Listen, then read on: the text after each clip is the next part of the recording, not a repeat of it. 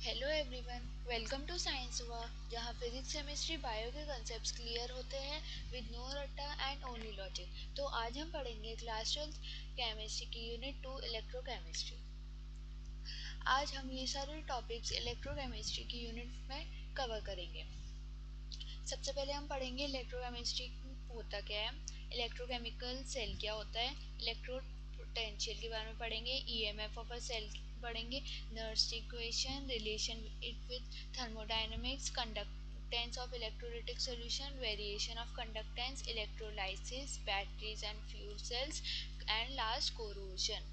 तो first topic हम start करते हैं। सबसे पहले हम पढ़ते हैं इलेक्ट्रोकेमिस्ट्री होता क्या है। इलेक्ट्रोकेमिस्ट्री एक ब्रांच है साइंस की जिसमें हम पढ़ते हैं कि जो स्पॉन्टेनियस रिएक्शन होता है उससे जो इलेक्ट्रिकल एनर्जी प्रोड्यूस होती है उसको हम यूज़ करके कोई भी नॉन स्पॉन्टेनियस केमिकल ट्रांसफॉर्मेशन करते हैं। सिंपल बोले तो केमिकल एनर्जी को इलेक्ट्रिकल एनर्जी में कन्वर्ट करते हैं या फिर इलेक्ट्रिकल एनर्जी को यूज़ करके केमिकल एनर्जी बनाते हैं।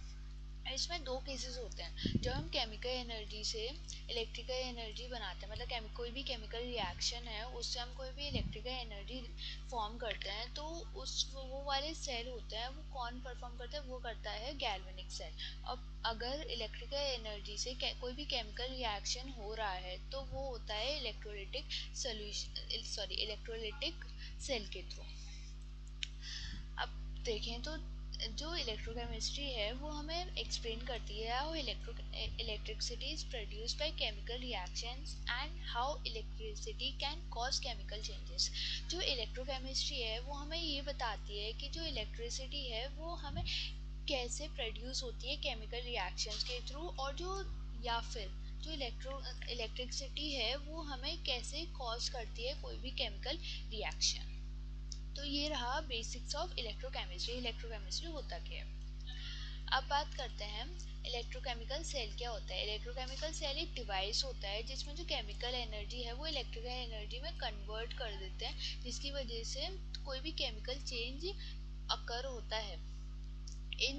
ये जो सेल होते हैं उनमें रिडॉक्स रिएक्शन होता है। रिडॉक्स रिएक्शन वो रिएक्शन होते हैं जिसमें ऑक्सीडेशन और रिडक्शन दोनों हो रहे हो, मतलब कोई भी रिएक्शन जिसमें ऑक्सीडेशन और रिडक्शन, एक स्पीशीज ऑक्सीडाइज हुई तो दूसरी स्पीशीज रिड्यूस हुई एक ही रिएक्शन में, तो उन रिएक्शन को कहते हैं रिडॉक्स रिएक्शन। तो जो इलेक्ट्रोकेमिकल सेल होता है जिसमें केमिकल एनर्जी को इलेक्ट्रिकल एनर्जी में कन्वर्ट करते हैं, जो कोई भी केमिकल चेंज कॉज करता है उन सेल को इलेक्ट्रोकेमिकल सेल कहते हैं। उन सेल में रिडॉक्स रिएक्शन होता है। जो ऑक्सीडेशन होता है वो एनोड पे होता है और जो रिडक्शन होता है वो कैथोड पे होता है। अब कोई भी सेल होता है, मान लो ये सेल है, तो इसमें दो इलेक्ट्रोड होते हैं। एक इलेक्ट्रोड होता है एनोड एंड एक इलेक्ट्रोड होता है कैथोड। अब इलेक्ट्रोकेमिकल सेल में बोले तो जो एनोड होता है वो नेगेटिव होता है और जो कैथोड होता है वो पॉजिटिव होता है। दिस इज एनोड और ये है कैथोड। तो जो एनोड है इलेक्ट्रोकेमिकल सेल में वो नेगेटिव होता है और जो कैथोड होता है वो पॉजिटिव होता है। अब जो एनोड होता है वो हमेशा ही इलेक्ट्रोकेमिकल सेल में लेफ्ट की तरफ होता है। इसमें जो एनोड पर ऑक्सीडेशन होता है, एनोड पर क्या होता है ऑक्सीडेशन। अब ये होता है गैल्वेनिक सेल में। इलेक्ट्रोलिटिक सेल में उसका उल्टा हो जाता है। तो पहले बात करते हैं गैल्वेनिक सेल की। इलेक्ट्रोकेमिकल सेल के हो गया। अब इसके दो टाइप्स होते हैं। इलेक्ट्रोकेमिकल सेल के दो टाइप्स होते हैं, एक गैल्वेनिक सेल जिसको हम वोल्टिक सेल भी बोलते हैं, और दूसरा होता है इलेक्ट्रोलिटिक सेल। अब जो गैल्वेनिक सेल होता है वो केमिकल एनर्जी को इलेक्ट्रिकल एनर्जी में कन्वर्ट कर देता है, जैसे कि ड्राई सेल और डेनाइल सेल। जो डेनाइल सेल होता है वो उसमें क्या होता है, जो केमिकल एनर्जी है, जो केमिकल रिएक्शन है, वो कोई जो केमिकल रिएक्शन है उसमें रिएक्शंस होते हैं जिसकी वजह से इलेक्ट्रिसिटी प्रोड्यूस होती है और हम उसे यूज़ कर लेते हैं। पर जो इलेक्ट्रोलिटिक सेल होता है उसमें इलेक्ट्रिकल एनर्जी से हम केमिकल चेंज करते हैं किसी भी सब्सटेंस में। जैसे कि इलेक्ट्रोलाइसिस ऑफ वाटर, वाटर का इलेक्ट्रोलाइसिस करते हैं तो वो जो सेल होता है उसमें जो यूज़ होता है वो होता है इलेक्ट्रोलिटिक सेल। और जो इलेक्ट्रोप्लेटिंग होता है किसी भी चीज़ को, किसी भी सब्सटेंस को जब हम इलेक्ट्रोप्लेट करते हैं उस उसमें जो सेल यूज होता है वो होता है इलेक्ट्रोलिटिक सेल। अब जो बेसिक कंपोनेंट होता है कोई भी इलेक्ट्रोकेमिकल सेल के, वो होते हैं electrode, electrolyte and external wire. अब पहले बात करते हैं इलेक्ट्रोड क्या होता है। इलेक्ट्रोड होते हैं anode and cathode. Anode and cathode. अब जो इलेक्ट्रोलाइट होता है, इलेक्ट्रोलाइट वो सोल्यूशन होता है जिसमें ये जो इलेक्ट्रोड्स हैं वो प्रेजेंट होता है, उसे कहते हैं इलेक्ट्रोलाइट। अब इलेक्ट्रोलाइट वो दो टाइप्स के होते हैं, strong electrolyte and weak electrolyte. Strong electrolyte वो इलेक्ट्रोलाइट होते हैं जो इजीली कन्वर्ट हो जाते हैं आयंस में, इजीली डिसोसिएट हो जाते हैं, और जो वीक इलेक्ट्रोलाइट होते हैं वो इजीली डिसोसिएट आयंस में नहीं होते। स्ट्रॉन्ग इलेक्ट्रोलाइट जैसे कि NaCl, जो NaCl होता है वो एक इलेक्ट्रोलाइट है, स्ट्रॉन्ग इलेक्ट्रोलाइट क्योंकि वो डिसोसिएट हो जाता है कंप्लीटली इनटू इट्स आयन। और NaCl हुआ, HCl हुआ, ये होते हैं स्ट्रॉन्ग इलेक्ट्रोलाइट क्योंकि ये डिसोसिएट हो जाते हैं, पूरे डिसोसिएट हो जाते हैं आयंस में।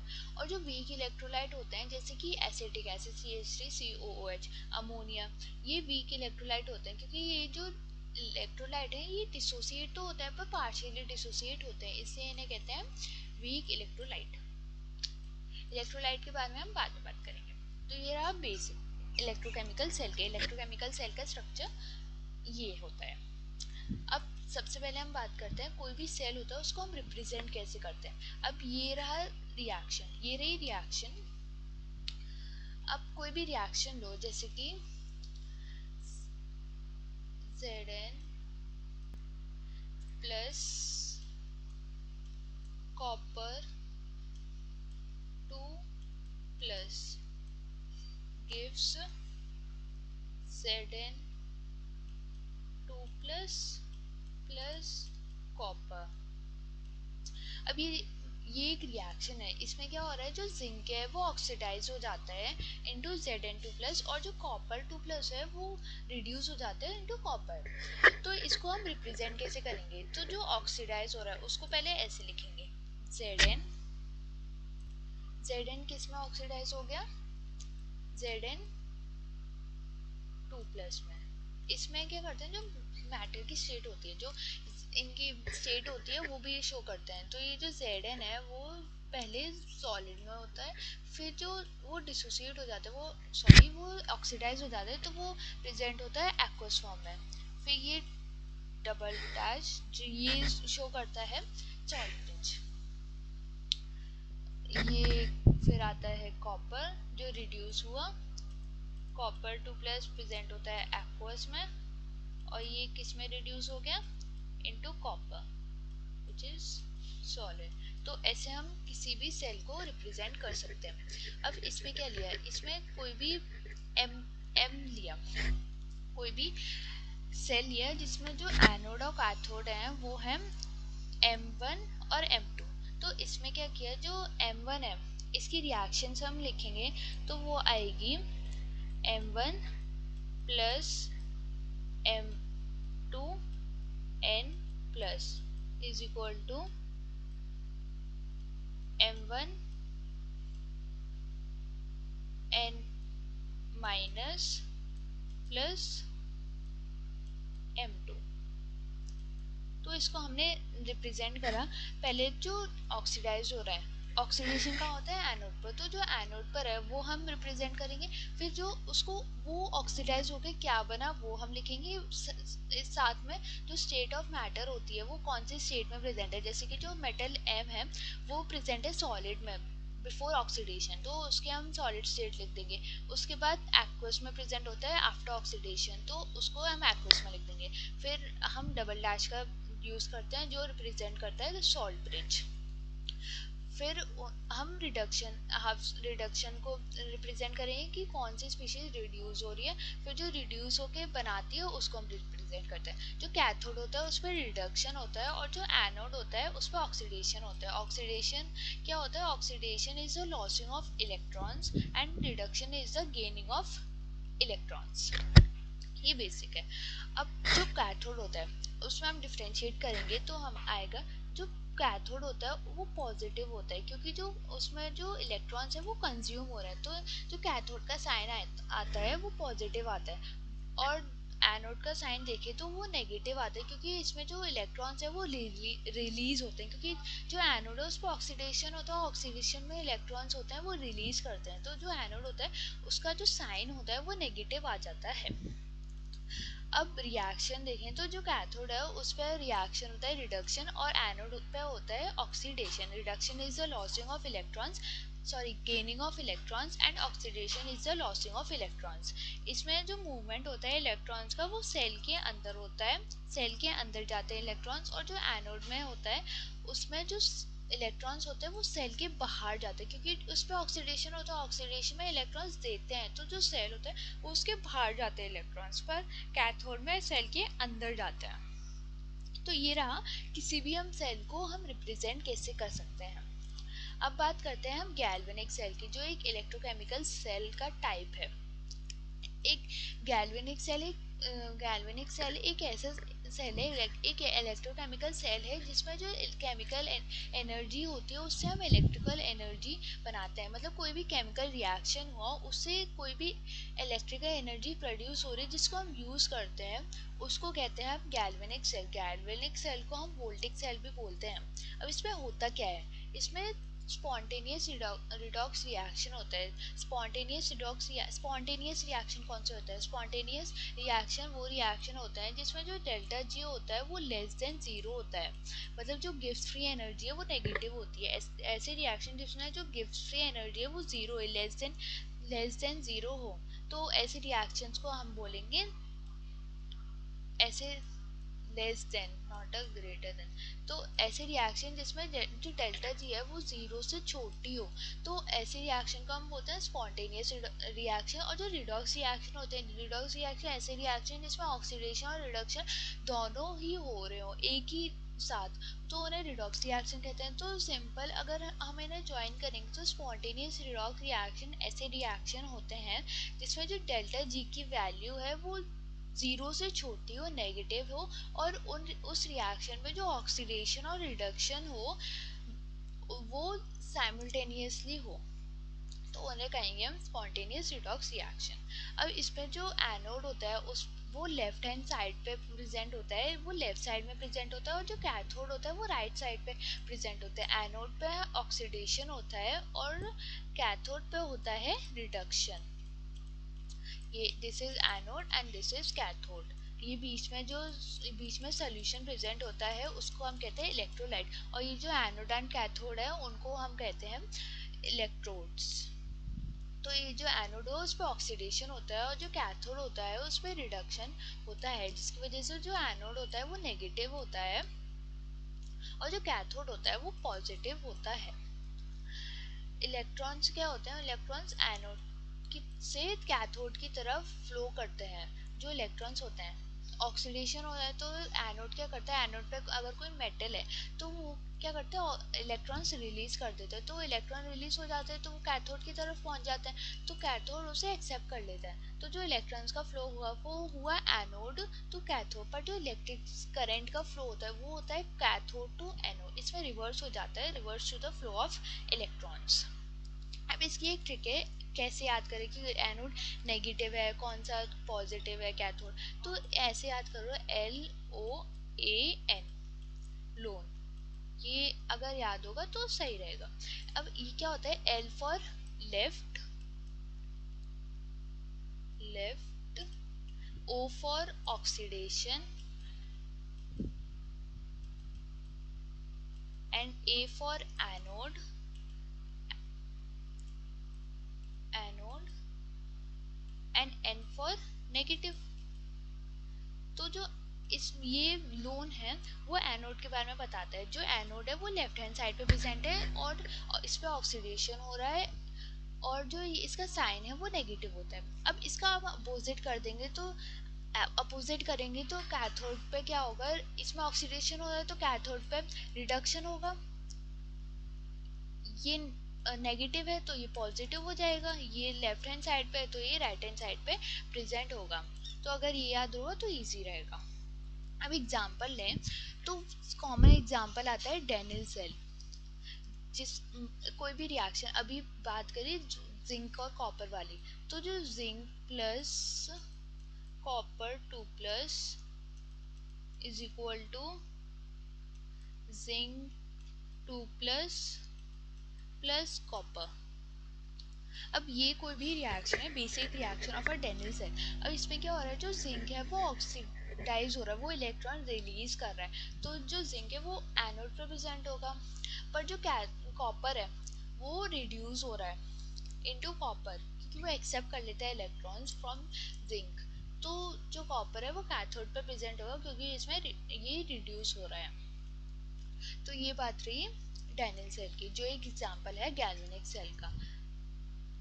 ये क्या करता है, इलेक्ट्रिक करंट प्रोड्यूस करता है बिना किसी एक्सटर्नल पावर सोर्स के। इसमें जो इलेक्ट्रिसिटी प्रोड्यूस होती है without any external power source की होती है। इसमें कोई भी एक्सटर्नल पावर सोर्स नहीं होता जिसकी वजह से इलेक्ट्रिक करंट प्रोड्यूस होता है। इसमें बस केमिकल एनर्जी के थ्रू इलेक्ट्रिक करंट फ्लो होता है।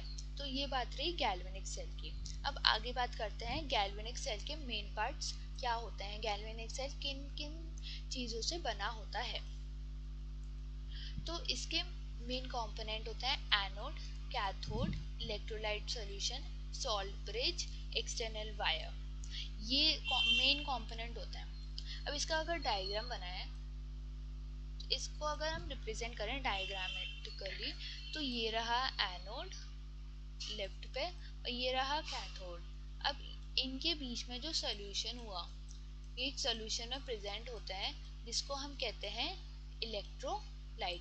इलेक्ट्रोलाइट वो ऐसे सोल्यूशन होते हैं जो इजीली डिसोसिएट हो जाते हैं आयंस में। तो ये हमें हेल्प करते हैं, केमिकल रिएक्शन होता है, ये हमें हेल्प करते हैं ताकि इलेक्ट्रिक करंट प्रोड्यूस हो सके ड्यू टू केमिकल रिएक्शन। तो ये रहा इलेक्ट्रोलाइट। अब ये इलेक्ट्रोड हैं वो एक ब्रिज से अटैच होते हैं एक दूसरे से, जिसे कहते हैं हम सॉल्ट ब्रिज। सॉल्ट ब्रिज क्या होता है, इसमें एक ब्रिज होता है जिसपे एगर एगर जेल होता है और स्ट्रॉन्ग इलेक्ट्रोलाइट और इसमें जो इलेक्ट्रोलाइट में प्रेजेंट होते हैं, इसमें इनर्ट सॉल्यूशंस प्रेजेंट होते हैं, जैसे कि KCl KNO3 जो रिएक्ट नहीं करते हैं, बस जो सेल है उसको न्यूट्रलिटी प्रोवाइड करते हैं, और जो सॉल्ट ब्रिज है वो उस सेल को कंप्लीट करता है, टू कंप्लीट द सेल। अब हमने एनोड की बात कर ली, कैथोड की बात कर ली, इलेक्ट्रोलाइट सॉल्यूशन की बात कर ली, सॉल्ट ब्रिज क्या होता है वो भी बता दें। जो एक्सटर्नल वायर है, एक्सटर्नल वायर क्या होता है, एक्सटर्नल वायर इन दोनों के बीच में प्रेजेंट होता है, जो हेल्प करता है इलेक्ट्रॉन्स के फ्लो को और करंट के फ्लो को। अगर यहाँ से इलेक्ट्रॉन एनोड टू कैथोड जा रहे हैं तो जो इलेक्ट्रिक करंट का फ्लो होगा वो कैथोड टू एनोड जाएगा, opposite to the flow of electron. For example अगर हम गैल्वेनिक सेल का एग्जाम्पल है, तो सबसे कॉमन एग्जांपल आता है डेनिल सेल। डेनिल सेल क्या होता है, इसमें जो इलेक्ट्रोड होता है, अब मान लो इलेक्ट्रोड है जिंक और ये है सेकंड इलेक्ट्रोड इज कॉपर। तो अगर हम दो सेल हैं, सेल 1 एंड सेल 2, ये है, इसमें है इलेक्ट्रोड एनोड, क्योंकि जिंक होता है वो ऑक्सीडाइज होता है एनोड पर। ये है कैथोड, ये डिप्ड है इलेक्ट्रोलाइट सॉल्यूशन में। अब ये जो एनोड पर जिंक है, तो इसका जो इलेक्ट्रोलाइट हुआ वो होगा ZnSO4 सोल्यूशन, और जो कैथोड पर है कॉपर, तो इसका जो इलेक्ट्रोलाइट सॉल्यूशन हुआ वो हुआ कॉपर सल्फेट CuSO4। ये डिप्ट होते हैं इलेक्ट्रॉन। अब ये अटैच हुए एक सॉल्ट ब्रिज से, और इसमें जो ये रहा एक्सटर्नल वायर और ये रहा वायर जिससे इलेक्ट्रॉन्स फ्लो हो सके। इलेक्ट्रोड फ्लो होते हैं कैथोड एनोड टू कैथोड, और जो करंट फ्लो होता है वो होता है कैथोड टू एनोड। तो ये रहा सेल का स्ट्रक्चर, डेनिल सेल का स्ट्रक्चर। अब इसमें जो हाफ सेल रिएक्शन होती है, और हाफ सेल रिएक्शन क्या होती है, यहाँ पे जो रिएक्शन हुई और यहाँ पे जो रिएक्शन हुई, अगर हम उसे अलग अलग लिखेंगे तो वो होगी कोई भी सेल की हाफ सेल रिएक्शन। अगर यहाँ पे अगर हम इस रिएक्शन को लिखेंगे तो ऑक्सीडाइज्ड हो रहा है जिंक में, तो Zn is equal to Zn किस में, सॉलिड में Zn is equal to Zn 2+ जो फॉर्म हुआ एक्वस में। ये हो गई first half cell oxidation half cell. ये होती है एनोड पर। और हम दूसरी बात करें कैथोड की, which is second half cell. तो कॉपर 2+, ये बन जाएगा कॉपर सॉलिड में। तो ये रही two half cell of a cell, two half reaction of a cell. ये प्रेजेंट होता है एक्वस में। अगर हम इनको कंबाइन कर देंगे, इसमें 2 इलेक्ट्रॉन रिलीज हुए, तो जो 2 इलेक्ट्रॉन होते हैं वो कॉपर एक्सेप्ट कर लेता है।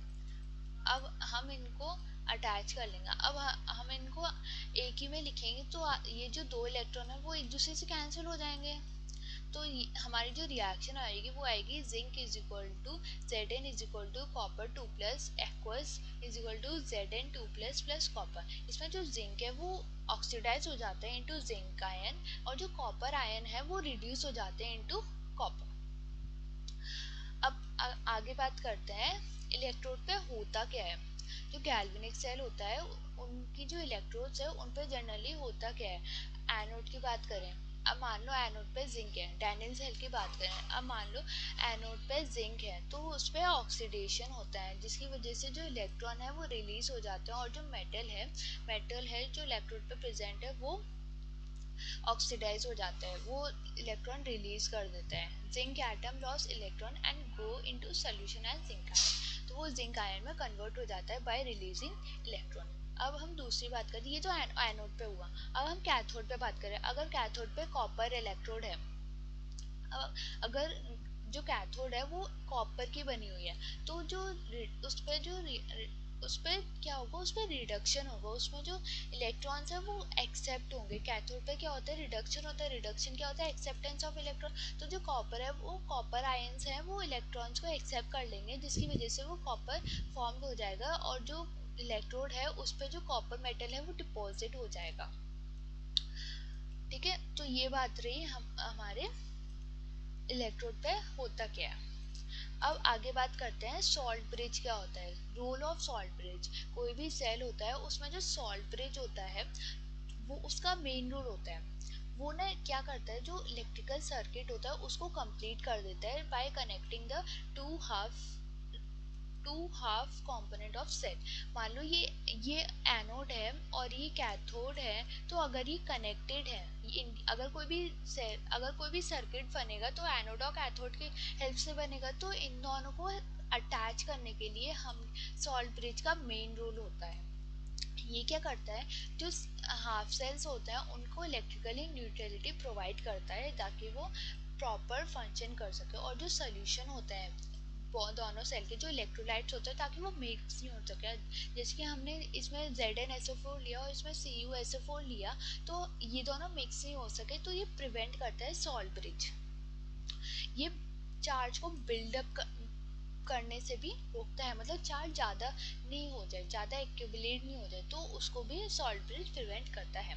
अभी फंक्शन कैसे करता है, कोई भी एनोड सोल्यूशन है, मतलब हम कोई भी एनोड सोल्यूशन जैसे कि जिंक सल्फेट है, उसमें क्या होता है, तो जो एनोड होता है उसमें जो पॉजिटिव आयंस होता है वो Zn2+ बना देते हैं और इलेक्ट्रॉन रिलीज हो जाता है। और जो कॉपर है वो कॉपर 2+ होता है, तो उसे रिड्यूस होना होता है। तो जो यहाँ पे इलेक्ट्रॉन रिलीज हो उसको वो सॉल्ट ब्रिज यहाँ तक पहुँचा देता है, जिसकी वजह से जो कॉपर 2+ है वो कॉपर में कन्वर्ट हो जाता है। तो ये जो salt bridge allow ions to move and balance the charge, ये आयंस के मूवमेंट में और जो चार्ज का बैलेंस है सर्किट में उसको बनाने में हेल्प करता है। अब इसमें होता क्या है, इसमें इनर्ट इलेक्ट्रोलाइट होते हैं, जो इनर्ट इलेक्ट्रोलाइट होते हैं जो जो रिएक्ट नहीं करते हैं, जो डिसोसिएटेड नहीं होते हैं, उन्हें कहते हैं इनर्ट इलेक्ट्रोलाइट, जैसे कि KCl KNO3।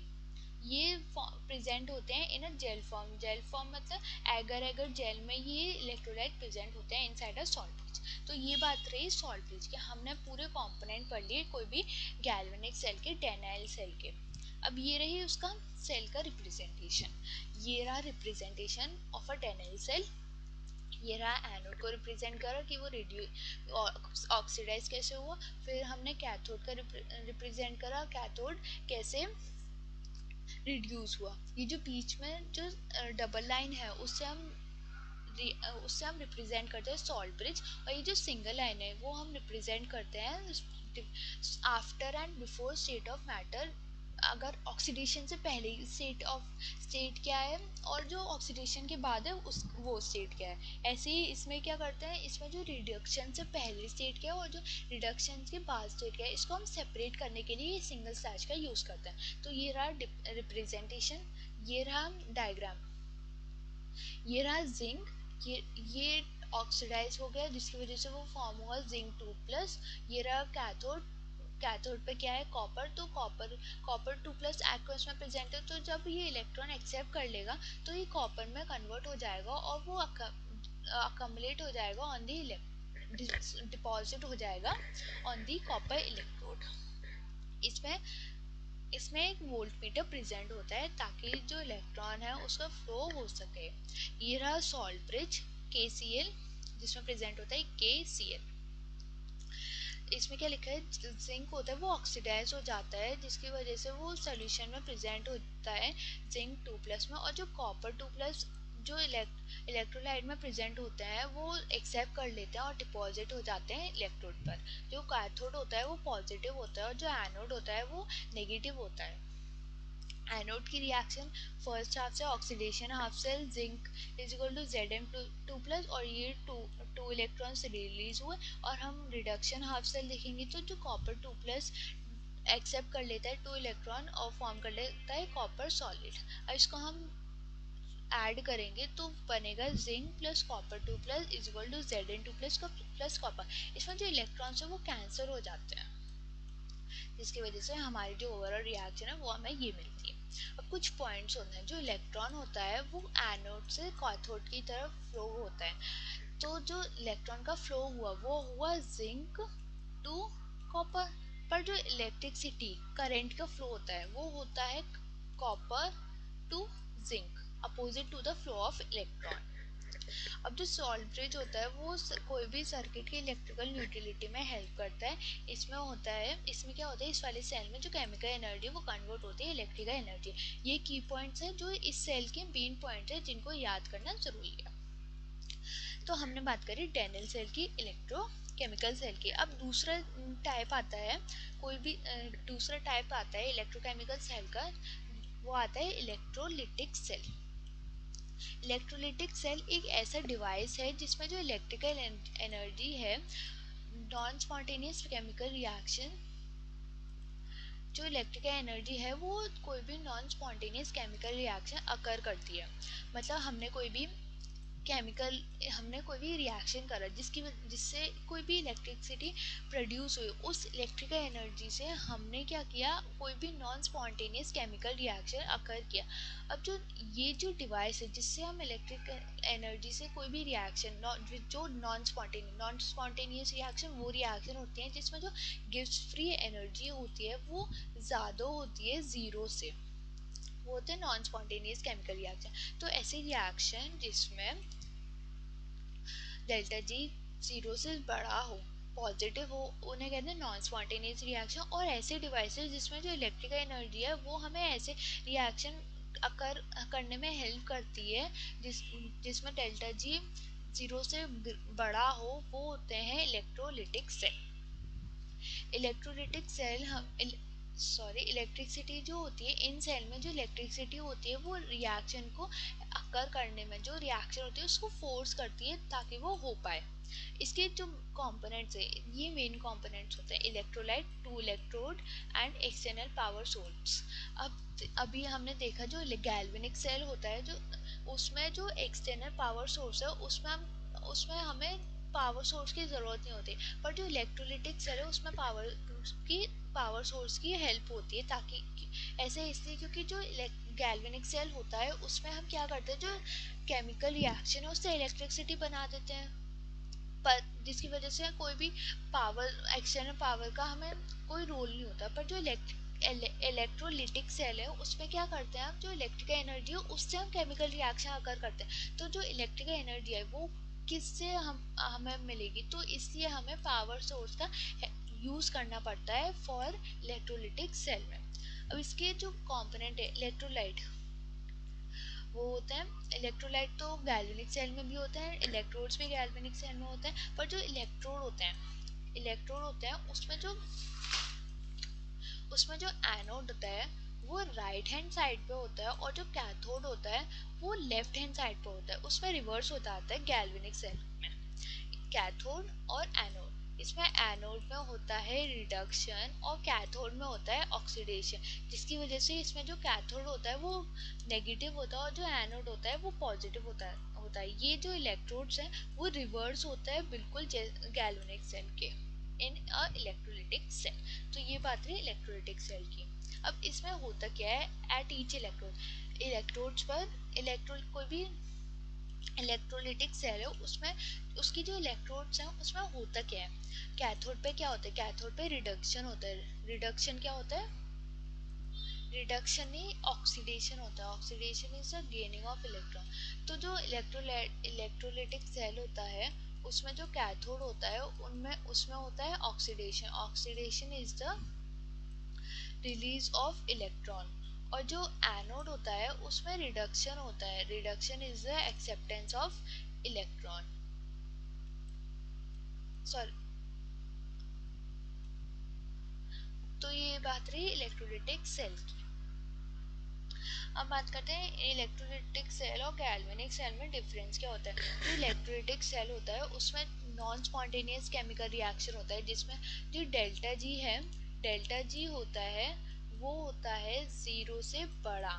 पर जो गैल्वेनिक सेल है उसमें स्पॉन्टेनियस रिएक्शन होता है, उसमें जो डेल्टा जी होता है वो 0 से छोटा होता है, नेगेटिव होता है डेल्टा जी की वैल्यू। जो डेल्टा जी है वो 0 से छोटा होता है। इसमें जो एनर्जी होती है इलेक्ट्रोलिटिक सेल में वो कंज्यूम करता है इलेक्ट्रिकल एनर्जी, पर जो गैल्वेनिक सेल है उसमें इलेक्ट्रिकल एनर्जी प्रोड्यूस होती है थ्रू अ केमिकल रिएक्शन। इसमें जो इलेक्ट्रोलिटिक सेल है उसमें कैथोड होता है नेगेटिव, और जो गैल्वेनिक सेल है उसमें कैथोड होता है पॉजिटिव। इलेक्ट्रोलिटिक सेल में एनोड होता है पॉजिटिव और गैल्वेनिक सेल में एनोड होता है नेगेटिव। जो इलेक्ट्रोड्स होते हैं वो बिल्कुल एक दूसरे के अपोजिट होते हैं इन गैल्वेनिक और इलेक्ट्रोलिटिक सेल में। अब ये बात हमने कर ली गैल्वेनिक सेल की और इलेक्ट्रोलिटिक सेल की हमने। अब हम आगे बात करते हैं, हमने सेल का बेसिक क्लियर कर लिया। अब आगे बात करते हैं हम इलेक्ट्रोड पोटेंशियल क्या होता है। इलेक्ट्रोड पोटेंशियल टेंडेंसी होती है कोई भी इलेक्ट्रोड की ताकि कितना वो लूज कर सकता है या फिर कर सकता है इलेक्ट्रॉन जब वो कांटेक्ट हो किसी भी सॉल्यूशन के। अगर सिंपल वे में देखें तो कितना कोई भी सब्सटेंस कितना इलेक्ट्रॉन दे सकता है और कितना इलेक्ट्रॉन ले सकता है, उस टेंडेंसी को हम कहते हैं इलेक्ट्रोड पोटेंशियल। अगर हम इसकी डेफिनेशन पढ़े, electrode potential is the tendency of an electrode to lose और gain electrons when it is in contact with its solution. अगर हम सिंपल वे में बात करें, हम किसी भी सब्सटेंस से कितना इलेक्ट्रॉन दे सकते हैं और कितना इलेक्ट्रॉन ले सकते हैं उसको हम कहेंगे इलेक्ट्रोड पोटेंशियल। इलेक्ट्रॉन देने को कोई भी सब्सटेंस अगर इलेक्ट्रॉन दे रहा है तो वो सब्सटेंस क्या हो रहा है, ऑक्सीडाइज हो रहा है। और अगर कोई भी सब्सटेंस इलेक्ट्रॉन्स ले रहा है तो वो क्या सब्सटेंस क्या हो रहा है, वो हो रहा है रिड्यूस। अब ये होता क्या कैसे है, अगर कोई भी मेटल हुआ वो डिप्ड होता है कोई भी सॉल्ट सॉल्यूशन में, जैसे कि अब हमने अभी बात की थी, जो जिंक है वो जिंक सल्फेट में डिप्ड है। तो जो जिंक आयंस है, सॉरी जो जिंक है इलेक्ट्रोड पे वो क्या करता है, वो ऑक्सीडाइज हो जाता है, जिसकी वजह से जो वो 2 इलेक्ट्रॉन्स रिलीज कर देता है और कन्वर्ट हो जाता है Zn2+ में, और वो पहुंच जाता है इलेक्ट्रोलाइट में, इलेक्ट्रोलिटिक सोल्यूशन में। इलेक्ट्रोलिटिक सोल्यूशन में पहुंच गया तो वो कन्वर्ट हो गया जिंक आयन में। अब ये जो 2 इलेक्ट्रॉन्स हैं वो ले लेता है कैथोड, वो कैथोड ले लेता है। तो जो कैथोड पे जो इलेक्ट्रोलिटिक सोल्यूशन में जो आयंस प्रेजेंट है वो ये इलेक्ट्रॉन एक्सेप्ट कर लेते हैं और बन जाते हैं कॉपर, जो डिपॉजिट हो जाते हैं इलेक्ट्रोड पे। तो ये ऐसे फंक्शन करता है। अब इसे अगर इधर देखें तो इसमें क्या होता है, जो some zinc atoms converted to zinc ions और पहुंच जाते हैं सॉल्यूशन में, इलेक्ट्रोलाइटिक सॉल्यूशन में। इलेक्ट्रॉन्स क्या होता है वो मेटल्स में स्टे करते हैं, पर जो फिर क्या होता है जो सॉल्यूशन होता है जो पॉजिटिवली चार्ज हो जाता है और जो मेटल होता है वो नेगेटिवली चार्ज हो जाता है, जिसकी वजह से एक पोटेंशियल डेवलप होता है between the metal and solution, जिसको हम कहते हैं इलेक्ट्रोड पोटेंशियल। अगर हम सिंपल बात करें तो जो इलेक्ट्रोड है, इलेक्ट्रोड का पोटेंशियल और सॉल्यूशन का पोटेंशियल में जो डिफरेंस होता है उसको हम कहते हैं electrode potential. Potential difference between electrode and electrolyte is known as electrode potential. Simple definition यही होगी। अगर इसको लिखें तो बनेगी potential difference between electrode and electrolyte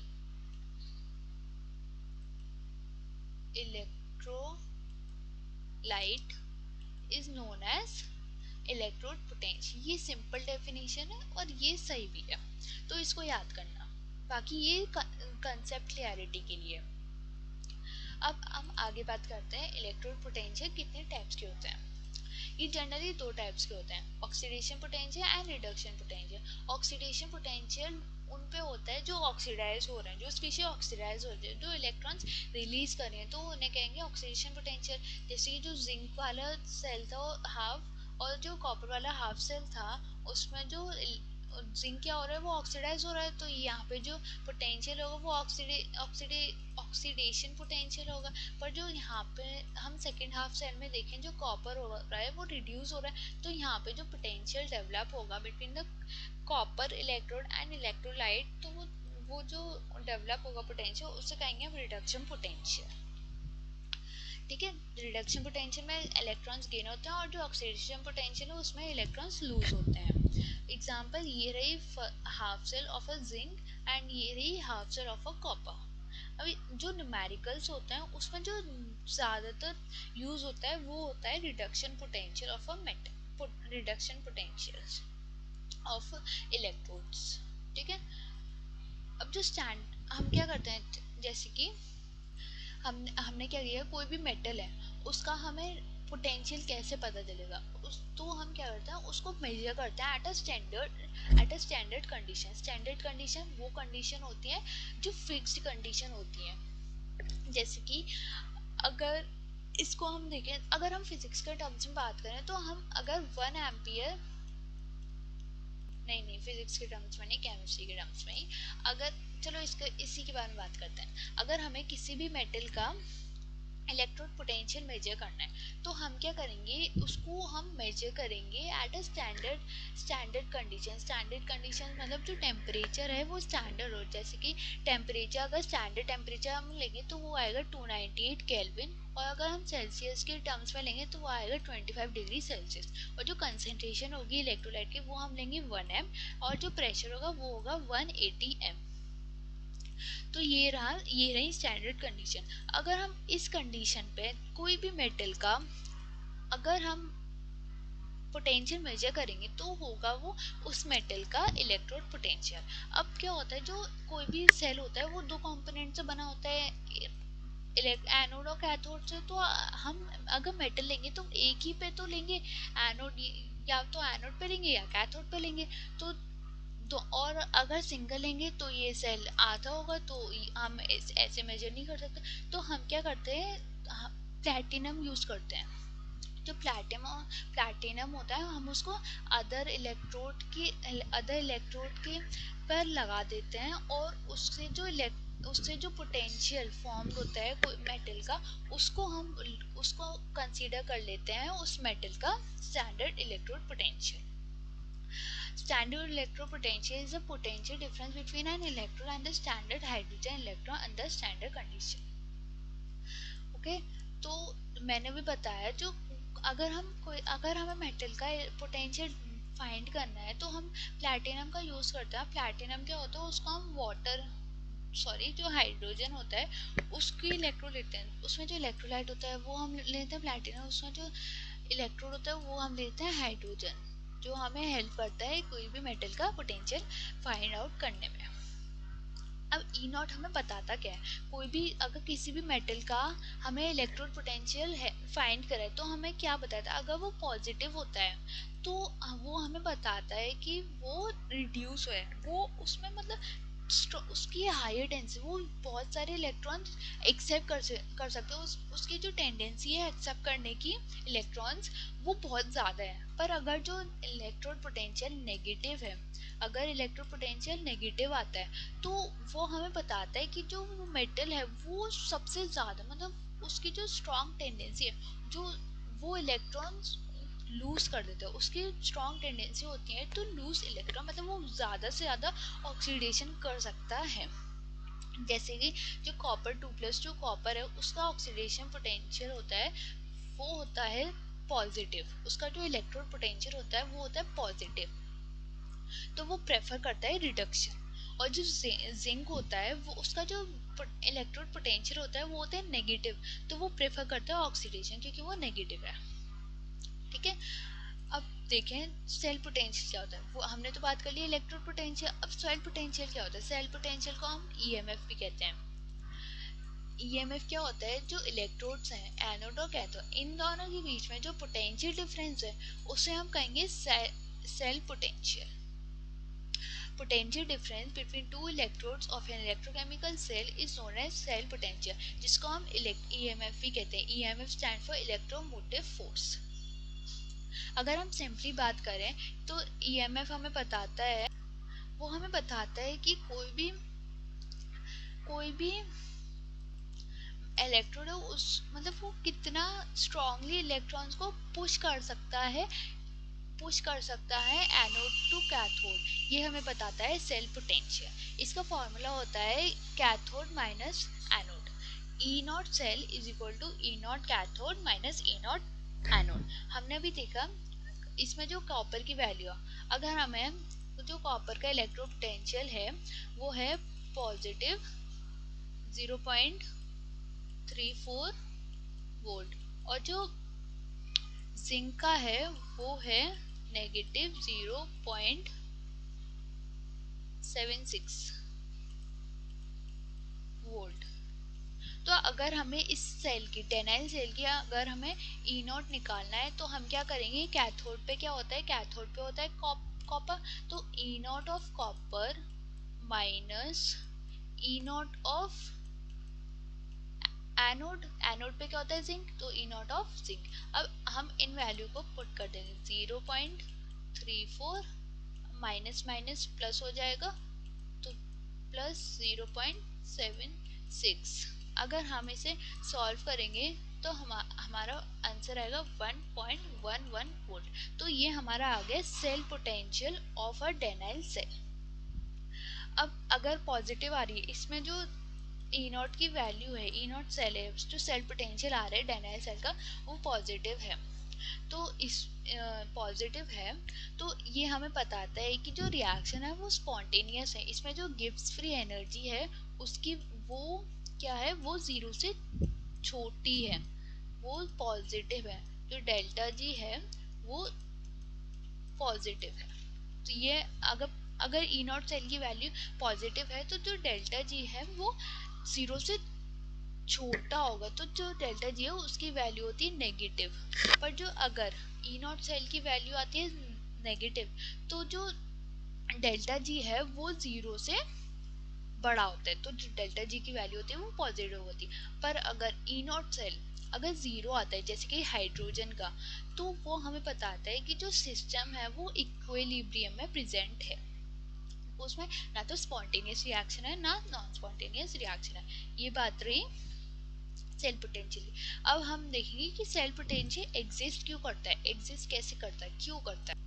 ये इसलिए एग्जिस्ट करता है क्योंकि जो इलेक्ट्रोड्स हैं उनकी अलग अलग टेंडेंसी होती है of gaining and accepting electron. कोई भी इलेक्ट्रोड है वो जैसे कि जिंक की अलग कैपेसिटी है ताकि वो कितना वो इलेक्ट्रॉन डोनेट कर सकता है, और कॉपर की अलग कैपेसिटी है कि वो कितना इलेक्ट्रॉन एक्सेप्ट कर सकता है। तो जो डिफरेंट टेंडेंसी होती है गेनिंग और एक्सेप्टिंग ऑफ इलेक्ट्रॉन, उसकी वजह से पोटेंशियल डेवलप हो जाता है, जिसकी वजह से जो इलेक्ट्रॉन है वो फ्लो करते हैं और सेल पोटेंशियल एग्जिस्ट करता है। अगर इलेक्ट्रोड्स में टेंडेंसी अगर सेम रहेगी, अगर वैरी नहीं करेगी, डिफरेंस नहीं आएगा, तो जो करंट है वो फ्लो नहीं करेगा, तो जो सेल पोटेंशियल आएगा वो जीरो आएगा। अब सेल पोटेंशियल अफेक्ट किससे होता है? नेचर ऑफ इलेक्ट्रोड से, जो सबसे बड़ा फैक्टर है। जैसे कि अगर हमने इलेक्ट्रोड का नेचर ही तो डिफाइन करेगा कि वो कितना इलेक्ट्रॉन डोनेट या गेन कर सकता है, तो जो नेचर ऑफ इलेक्ट्रोड है वो एक मेजर फैक्टर है जो सेल पोटेंशियल को अफेक्ट करता है। दूसरा आता है कंसंट्रेशन। जो कंसंट्रेशन होती है इलेक्ट्रोलाइट की वो भी अफेक्ट करता है। जैसे कि ZnSO4 की कैपेसिटी कंसंट्रेशन अलग है, अगर वो डाइल्यूट कर दिया तो उसकी उसकी जो टेंडेंसी होगी वो अलग हो जाएगी, पर अगर वो कंसेंट्रेट होगा तो अलग हो जाएगी। तो ये भी डिपेंड करता है, जिसकी वजह से जो चार्ज है वो भी, जो करंट सॉरी चार्ज मतलब इलेक्ट्रॉन का फ्लो है वो भी अफेक्ट करता है। अब अगला आता है टेम्परेचर। अगर टेम्परेचर चेंज हो रहा है तो वो इक्विलिब्रियम को अफेक्ट कर सकता है, जिसकी वजह से जो सेल पोटेंशियल है वो भी चेंज अफेक्ट हो जाता है। एंड लास्ट आता है प्रेशर। अगर कोई भी गैसियस रिएक्शन है तो उसमें जो प्रेशर होता है उसका मेन रोल होता है। तो इन फैक्टर्स की वजह से, ये जो फैक्टर्स होते हैं इनकी वजह से जो सेल पोटेंशियल है वो वैरी हो सकता है। अब जो सेल पोटेंशियल है वो कितने टाइप्स के होते हैं? Standard cell potential and non standard cell potential. Standard cell potential वो पोटेंशियल होता है जो स्टैंडर्ड कंडीशंस पे मेजर किया जाता है। जैसे कि स्टैंडर्ड कंडीशन मतलब जो टेम्परेचर है वो 298 केल्विन लिया, अगर वो सेल्सियस में लें तो वो आएगा 250 डिग्री सेल्सियस। और जो कंसंट्रेशन होगी इलेक्ट्रोलाइट की वो 1 m होगी। और जो प्रेशर होगा, अगर कोई गैसियस रिएक्शन है तो अगर वो प्रेशर होगा तो वो होगा 180 m। तो अगर जो स्टैंडर्ड कंडीशन पे जो सेल पोटेंशियल मेजर करेंगे तो उसे हम बोलेंगे स्टैंडर्ड सेल पोटेंशियल।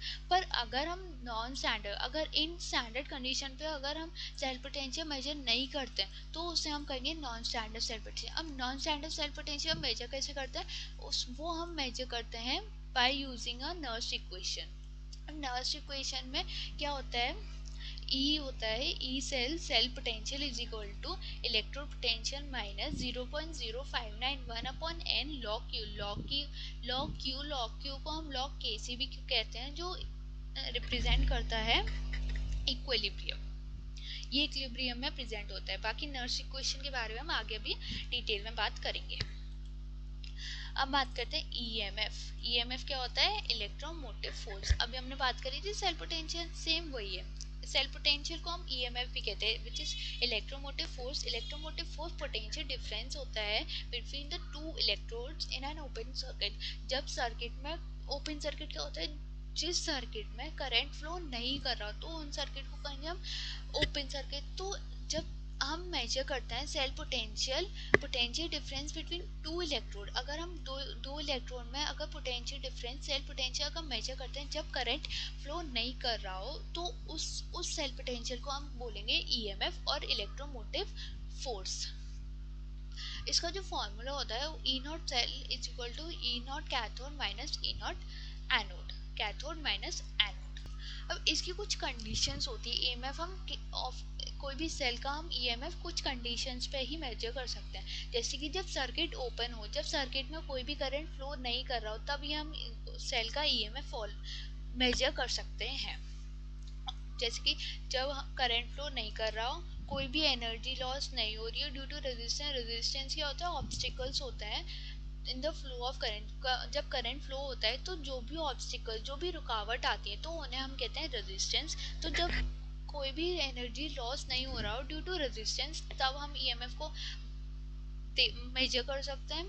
और the moment of current flow measured voltage become less than EMF. अगर करंट फ्लो कर रहा, अगर हमने तब ईएमएफ को मेजर करा तो वो अगर हमने तब पोटेंशियल को मेजर करा तो वो जो मेजर्ड पोटेंशियल होगा वो लेस देन ईएमएफ आता है। ईएमएफ की यूनिट होती है ऐसा यूनिट, वो होती है वोल्ट की, जो पोटेंशियल डिफरेंस की भी होती है। ये बात कर ली हमने ईएमएफ ऑफ अ सेल। अब कुछ फैक्टर्स होते हैं जो ईएमएफ को अफेक्ट करते हैं, जैसे कि जो इलेक्ट्रोड का नेचर हुआ, नेचर ऑफ अ इलेक्ट्रोड, जैसे कि मैंने भी बताया कोई हर इलेक्ट्रोड की टेंडेंसी अलग अलग होती है कि वो कितना इलेक्ट्रॉन्स एक्सेप्ट कर सकता है और कितना इलेक्ट्रॉन्स रिलीज कर सकता है। तो जो इलेक्ट्रोड्स का नेचर हुआ वो अफेक्ट करता है ईएमएफ पोटेंशियल।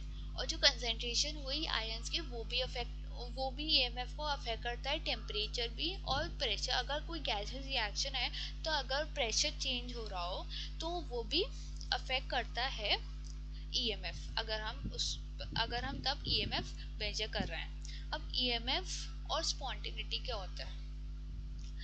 अगर ईएमएफ पॉजिटिव है तो वो स्पॉन्टेनियस रिएक्शन हो रहा होगा। स्पॉन्टेनियस रिएक्शन अभी बताया कि ऐसी रिएक्शन जिसमें डेल्टा जी की वैल्यू 0 से छोटी हो, उन रिएक्शन को कहते हैं स्पॉन्टेनियस रिएक्शन।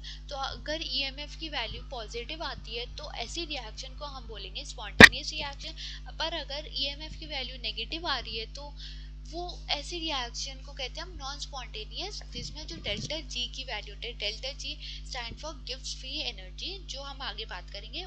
वो जो नेगेटिव वैल्यू होती है ईएमएफ की, अगर वो तो वो होती है डेल्टा जी की वैल्यू होती है उसमें पॉजिटिव, जो 0 से बड़ी होती है। पर अगर ईएमएफ की वैल्यू 0 होती है जैसे कि हाइड्रोजन में, तो वो जो कंडीशन हुई सिस्टम की वो होती है इक्विलिब्रियम स्टेट में। ठीक है, अब हम बात करेंगे ईएमएफ और स्पॉन्टेनिटी। अगर करंट फ्लो नहीं कर रहा हो, अगर करंट फ्लो नहीं, क्या होता है जो ईएमएफ होता है, ईएमएफ को कुछ ज़्यादातर क्या होता है, जो ईएमएफ है उसको हम पोटेंशियल डिफरेंस समझ लेते हैं, पर इनमें डिफरेंस होता है। जो ईएमएफ होता है वो पोटेंशियल डिफरेंस होता है पर जब करंट फ्लो नहीं कर रहा, पर जो पोटेंशियल डिफरेंस होता है वो हम मेजर करते हैं जब करंट फ्लो होता है। इसमें जो ईएमएफ होता है उसमें कोई भी लॉस नहीं हो रहा होता एनर्जी का, पर जो पोटेंशियल डिफरेंस होता है उसमें लॉस होता है एनर्जी का। इसमें जो ईएमएफ है उसकी वैल्यू ज़्यादा आती है, पर जो पोटेंशियल डिफरेंस है उसकी वैल्यू कम आती है हमेशा ईएमएफ के। तो ये रहे basic difference between potential difference and EMF. अब ईएमएफ और सेल पोटेंशियल में क्या डिफरेंस है? EMF potential difference between two electrodes होता है जब करंट फ्लो नहीं कर रहा, पर cell potential difference two electrode होता है जब करंट फ्लो हो रहा हो। सिंपल होता है, सिंपल बात करें तो जब कोई भी इलेक्ट्रोड्स हैं उनके बीच में हमने पोटेंशियल डिफरेंस मेजर करना है। जब अगर करंट फ्लो कर रहा, अगर हमने तब पोटेंशियल डिफरेंस मेजर करा तो वो हमने मेजर करा सेल पोटेंशियल। पर अगर वहीं हमने जब करंट फ्लो नहीं कर रहा तब हमने अगर पोटेंशियल मेजर करा तो वो होगा ईएमएफ। ईएमएफ होता है उसके maximum, EMF is the maximum voltage which can be obtain from the cell. EMF maximum voltage होता है जो हम सेल से डिराइव कर सकते हैं, पर जो सेल पोटेंशियल होता है ये हमेशा से ही जो ईएमएफ होता है उससे छोटा होता है, is always less than maximum voltage obtain from the cell. जो सेल पोटेंशियल होता है वो हमेशा से ही ईएमएफ के छोटा होता है। जो ईएमएफ होता है उसको हम मेजर करते हैं पोटेंशियोमीटर से, और जो सेल पोटेंशियल होता है उसको हम मेजर करते हैं वोल्ट मीटर से। तो ये बात होगी पोटेंशियल डिफरेंस की, जब करंट फ्लो कर रहा हो जब करंट नहीं फ्लो कर रहा हो। अब बात करते हैं इलेक्ट्रोकेमिकल सीरीज की। इलेक्ट्रोकेमिकल सीरीज क्या होता है?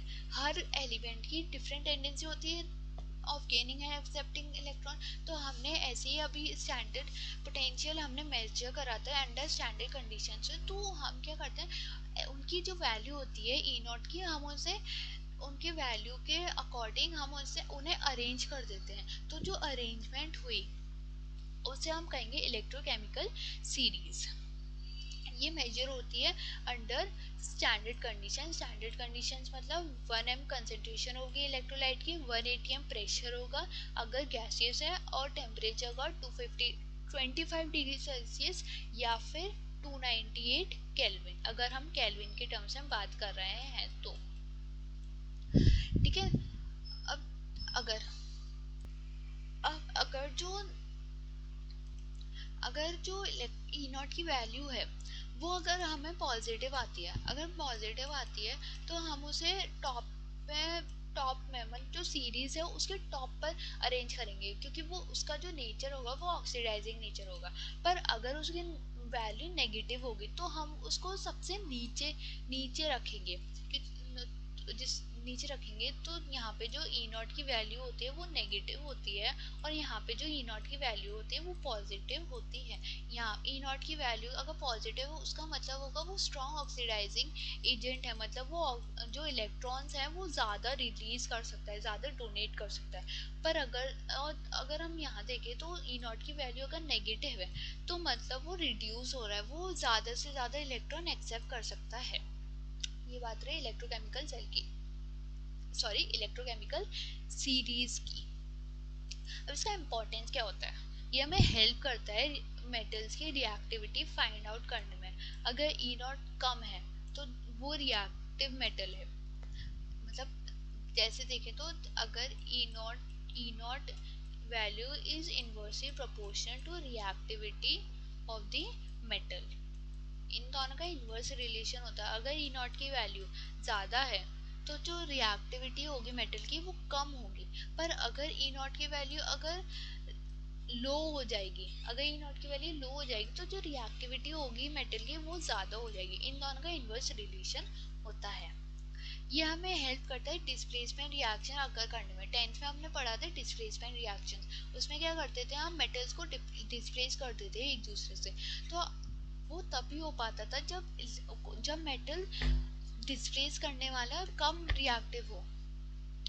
तो अगर जैसे कि हमने यहाँ पे जिंक जिंक को हमने डिस्प्लेस करा, मतलब जिंक को हमने ऑक्सीडाइज करके यहाँ पे आयन में डिस्प्लेस कर दिया, ऐसा तो हो सकता है, पर कॉपर को हम ऐसे डिस्प्लेस नहीं कर सकते जिंक आयंस की जगह पे। तो ये हमें डिस्प्लेसमेंट रिएक्शन में हेल्प करता है। ये इसलिए हमने देखा क्योंकि हमने इलेक्ट्रोकेमिकल सीरीज का यूज करा और उनका जो इलेक्ट्रोड पोटेंशियल है उसको देखा, तो जो जिंक का इलेक्ट्रोड पोटेंशियल है वो कॉपर से लो होता है, जिसकी वजह से जो जिंक है वो डिस्प्लेस नहीं हो पाता कॉपर से। अब ऑक्सीडाइजिंग एंड रिड्यूसिंग स्ट्रेंथ, हमें जो इलेक्ट्रोकेमिकल सीरीज है वो हमें हेल्प करती है to identifying the which metal is strong oxidising agent and which is strong reducing agent. जो टॉप पर प्रेजेंट है जिनका इलेक्ट्रोड पोटेंशियल पॉजिटिव है वो होते हैं स्ट्रॉन्ग ऑक्सीडाइजिंग एजेंट, और जो बॉटम पर प्रेजेंट है जिनका इलेक्ट्रोड पोटेंशियल नेगेटिव होता है वो होते हैं स्ट्रॉन्ग रिड्यूसिंग एजेंट। तो ये हमें बताता है थ्रू इलेक्ट्रोकेमिकल सीरीज। अगला आता है feasibility of A redox reaction. Redox reaction अगर हो रही है तो वो कितना फीजिबल है। अगर वो स्पॉन्टेनियस है, स्पॉन्टेनियस कौन सा होता है? जो डेल्टा जी जिनमें नेगेटिव होता है, मतलब जीरो से छोटा होता है। तो अगर रिएक्शन स्पॉन्टेनियस है तो जो ई नॉट है वो ज़्यादा, अगर ई नॉट की वैल्यू जीरो से ज़्यादा होती है तो जो रिएक्शन होगा वो स्पॉन्टेनियस होगा, वो रिएक्शन हो सकता है। पर अगर ई नॉट की वैल्यू जीरो से छोटी हुई, अगर वो नेगेटिव हुई तो वो नॉन स्पॉन्टेनियस है, वो फिजिबल रिएक्शन नहीं होगा। तो ये हमें ये जो हमने पढ़े ये हमें पता चलता है थ्रू इलेक्ट्रोकेमिकल सीरीज के। तो ये उसकी इम्पोर्टेंस रही। अब अगली बात करें इलेक्ट्रोकेमिकल सीरीज के बारे में, तो इसको याद करना जरूरी है। इसकी एक ट्रिक होती है, अगर हम इसको याद करेंगे तो इसकी एक ट्रिक है। ऐसे लिथियम लिथियम सबसे strongest sorry strongest strongest reducing agent है। अगर हम यहाँ से अगर इसे पढ़ेंगे, अगर हिंदी में कोई ट्रिक लिखें तो वो आएगी ली खा बा। तो ये हमें हेल्प करती है for learning electrochemical series. P for potassium, S for sodium, C for calcium M for manganese, A for aluminium, C for copper, Z for zinc, I for iron, T for tin, L for lead, H for hydrogen, C for copper, S for silver and G for gold. तो ये हमें electrochemical series को याद करने में, ये basics हैं, इससे ये कुछ मेटल्स की ही याद करने के लिए हेल्प करती है। बाकी ये जनरली यूज होते हैं, इससे इसको याद कर लें, इन मेटल्स के अरेंजमेंट को याद कर लें तो ये हेल्प करेगी। अब हम आगे बात करते हैं नर्व्स इक्वेशन की। अब नर्व्स इक्वेशन क्या होता है, ये हमें सेल पोटेंशियल मेजर करने में हेल्प करता है जब नॉन स्टैंडर्ड कंडीशन प्रेजेंट होती है। जब रियल लाइफ कंडीशन प्रेजेंट होती है, आइडियल कंडीशंस एब्सेंट होती हैं, तो हम जो सेल पोटेंशियल मेजर करते हैं वो हम करते हैं नर्व्स इक्वेशन की हेल्प से। अब इसका फॉर्मूला होता है E is equal to E naught minus 0.0591 upon n log Q. ये शॉर्टकट है, ये शॉर्ट फॉर्मूला है। बाकी इसको अगर हम इसका मेन फॉर्मूला लिखेंगे तो वो आएगा E naught is equal to E cell sorry E naught नहीं, E naught is for cell potential. अगर हम नर्व्स इक्वेशन को cell potential is equal to E naught minus electrode potential minus R T upon n F into log oxidation upon reduction, तो ये रहा main formula of a Nernst equation. अब इसमें जो ई not है वो रिप्रेजेंट करती है electrode potential, R is for gas constant, T is temperature, n is valency number of electron transferred, F is Faraday oxidation upon reduction. तो ये हमारा नर्व्स इक्वेशन का एक्सप्रेशन हुआ। अगर हम इसको आर टी एंड एफ ये कांस्टेंट है, तो अगर हम इसे सॉल्व करेंगे तो हमारा आएगा 0.0591 और n वैरी कर दे तो हम इसको ऐसे लिख देंगे, तो ये हमें हेल्प कर देगा कैलकुलेशंस में। अब लॉग क्यू है, लॉग क्यू को अगर हम लॉग क्यू को हम बोलते हैं रिएक्शन कोशेंट। अब लॉग क्यू क्या होता है, Q is equal to C D. अगर कोई रिएक्शन है ए ए ये A B C and D, ये रिएक्टेंट है, and small a small b small c and small d are the reactant coefficient. तो ये हमने क्या किया, जो प्रोडक्ट की species raise to the power their coefficient upon reactant species raise to the power their coefficient, तो ये हमने अगर सॉल्व किया तो हमारा आ जाएगा रिएक्शन कोशेंट। अब जो रिएक्शन कोशेंट है उसकी जगह पे हम कोई भी रिएक्शन हो रही है उसमें अगर जो ऑक्सीडेशन स्पीशीज हो रही है उसको हम रिडक्शन स्पीशीज से डिवाइड कर देंगे, तो हम लॉग क्यू की जगह पे हम ये भी लिख सकते हैं ऑक्सीडेशन अपॉन रिडक्शन।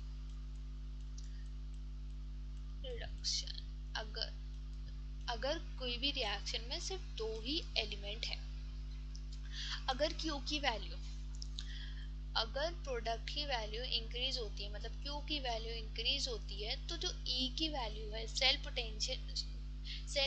पोटेंशियल की वैल्यू है वो डिक्रीज हो जाती है।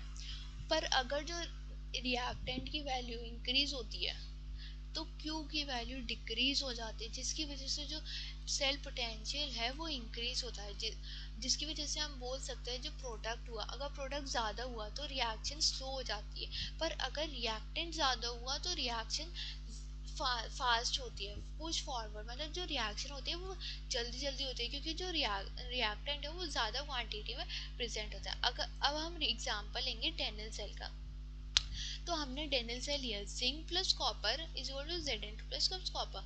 अब इसमें जो ऑक्सीडाइज हो रहा है, ऑक्सीडाइज क्या हो रहा है, जिंक अपॉन रिड्यूस क्या हो रहा है, कॉपर। तो अगर हम इसे नर्व्स इक्वेशन में एक्सप्रेस करेंगे तो E आएगा, E is equal to E naught minus 0.0591 upon 2 log oxidation Zn2 plus upon reduction copper 2 plus. तो ये हमारा एक्सप्रेशन हो गया है for finding E cell of a Daniell cell. अब अगर सिंगल इलेक्ट्रोड है, अगर हमें कोई भी हाफ सेल का अगर हमें सेल पोटेंशियल निकालना है तो हम फॉर्मूला यूज करेंगे E is equal to E naught minus 0.0591 upon n log. अब हम क्या करेंगे, जो रिड्यूस फॉर्म है उसको लिखेंगे डिवाइडेड बाय ऑक्सीडाइज फॉर्म। तो ये हमारा एक्सप्रेशन हो गया नर्स्ट इक्वेशन अगर सिंगल इलेक्ट्रोड है। अब हम बात करेंगे इक्विलिब्रियम कांस्टेंट। इक्विलिब्रियम कांस्टेंट होता है लॉग केसी। अब लॉग केसी कैसे आता है, इक्विलिब्रियम कंडीशन पे क्या होता है, जो इलेक्ट्रोड पोटेंशियल है ई सेल है, जो ई सेल होता है वो होता है एक सेकेंड, जो ई सेल होता है वो होता है जीरो एट इक्विलिब्रियम कंडीशन पे। तो अगर हम उसे नर्स इक्वेशन में रखेंगे तो E cell is equal to क्या होता है, ई सेल क्या होता है, E naught cell minus 2.303 R T upon n F log oxidation upon reduction. ये हमारे आगे नर्स इक्वेशन पे। पर अगर इक्विलिब्रियम की कंडीशन में तो जो ई सेल होगा वो जीरो आ जाएगा, तो ये जो पूरा है राइट हैंड साइड का वो जीरो हो जाएगा। अब इसको हम लेफ्ट हैंड साइड पे लाएंगे, इसको इस वाले पूरे को, तो ई नॉट आ जाएगा, E naught cell is equal to 2.303 को हम इसको हम अगर सॉल्व करके लिखेंगे तो हमारा आएगा 0.059 upon n log oxidation upon reduction. ये आ गया। अब हम क्या करेंगे, जो ऑक्सीडेशन अपॉन रिडक्शन है उसको हम केसी से लिख देंगे, क्योंकि जो इक्विलिब्रियम होता है ये कंडीशन इक्विलिब्रियम के, तो जो ऑक्सीडेशन हुआ वो और रिडक्शन हुआ वो उसको हम कैसे लिख लेंगे, वो उसको हम इक्वल कर देंगे केसी के। तो हम क्या करेंगे, 0.059 अपॉन एन ऑक्सीडेशन और रिडक्शन अपॉन रिडक्शन की जगह पे हम लिख देंगे केसी। ये रहा हमारा ई नॉट सेल। तो ये हमारा आगे एक्सप्रेशन और एट अ इक्विलिब्रियम कंडीशन। अगर हम यहाँ पे लॉग केसी की वैल्यू निकालेंगे तो ये log Kc is equal to log Kc is equal to E naught cell into n upon 0.059। तो अगर हमें लॉग की सी वैल्यू निकालनी है, इक्विलिब्रियम कांस्टेंट की वैल्यू निकालनी है, तो हम ऐसे फाइंड कर सकते हैं। तो ये हमने डिराइव किया equilibrium constant from the Nernst equation.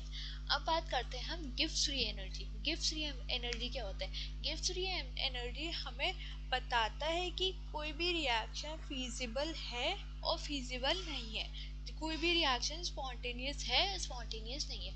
अगर डेल्टा जी की वैल्यू स्पॉन्टेनियस रिएक्शन में डेल्टा जी की वैल्यू नेगेटिव होती है क्योंकि वो जीरो से छोटा होता है, और अगर नॉन स्पॉन्टेनियस है तो डेल्टा जी की वैल्यू है वो पॉजिटिव आती है क्योंकि वो जीरो से बड़ा होता है, वो फिजिबल नहीं होता।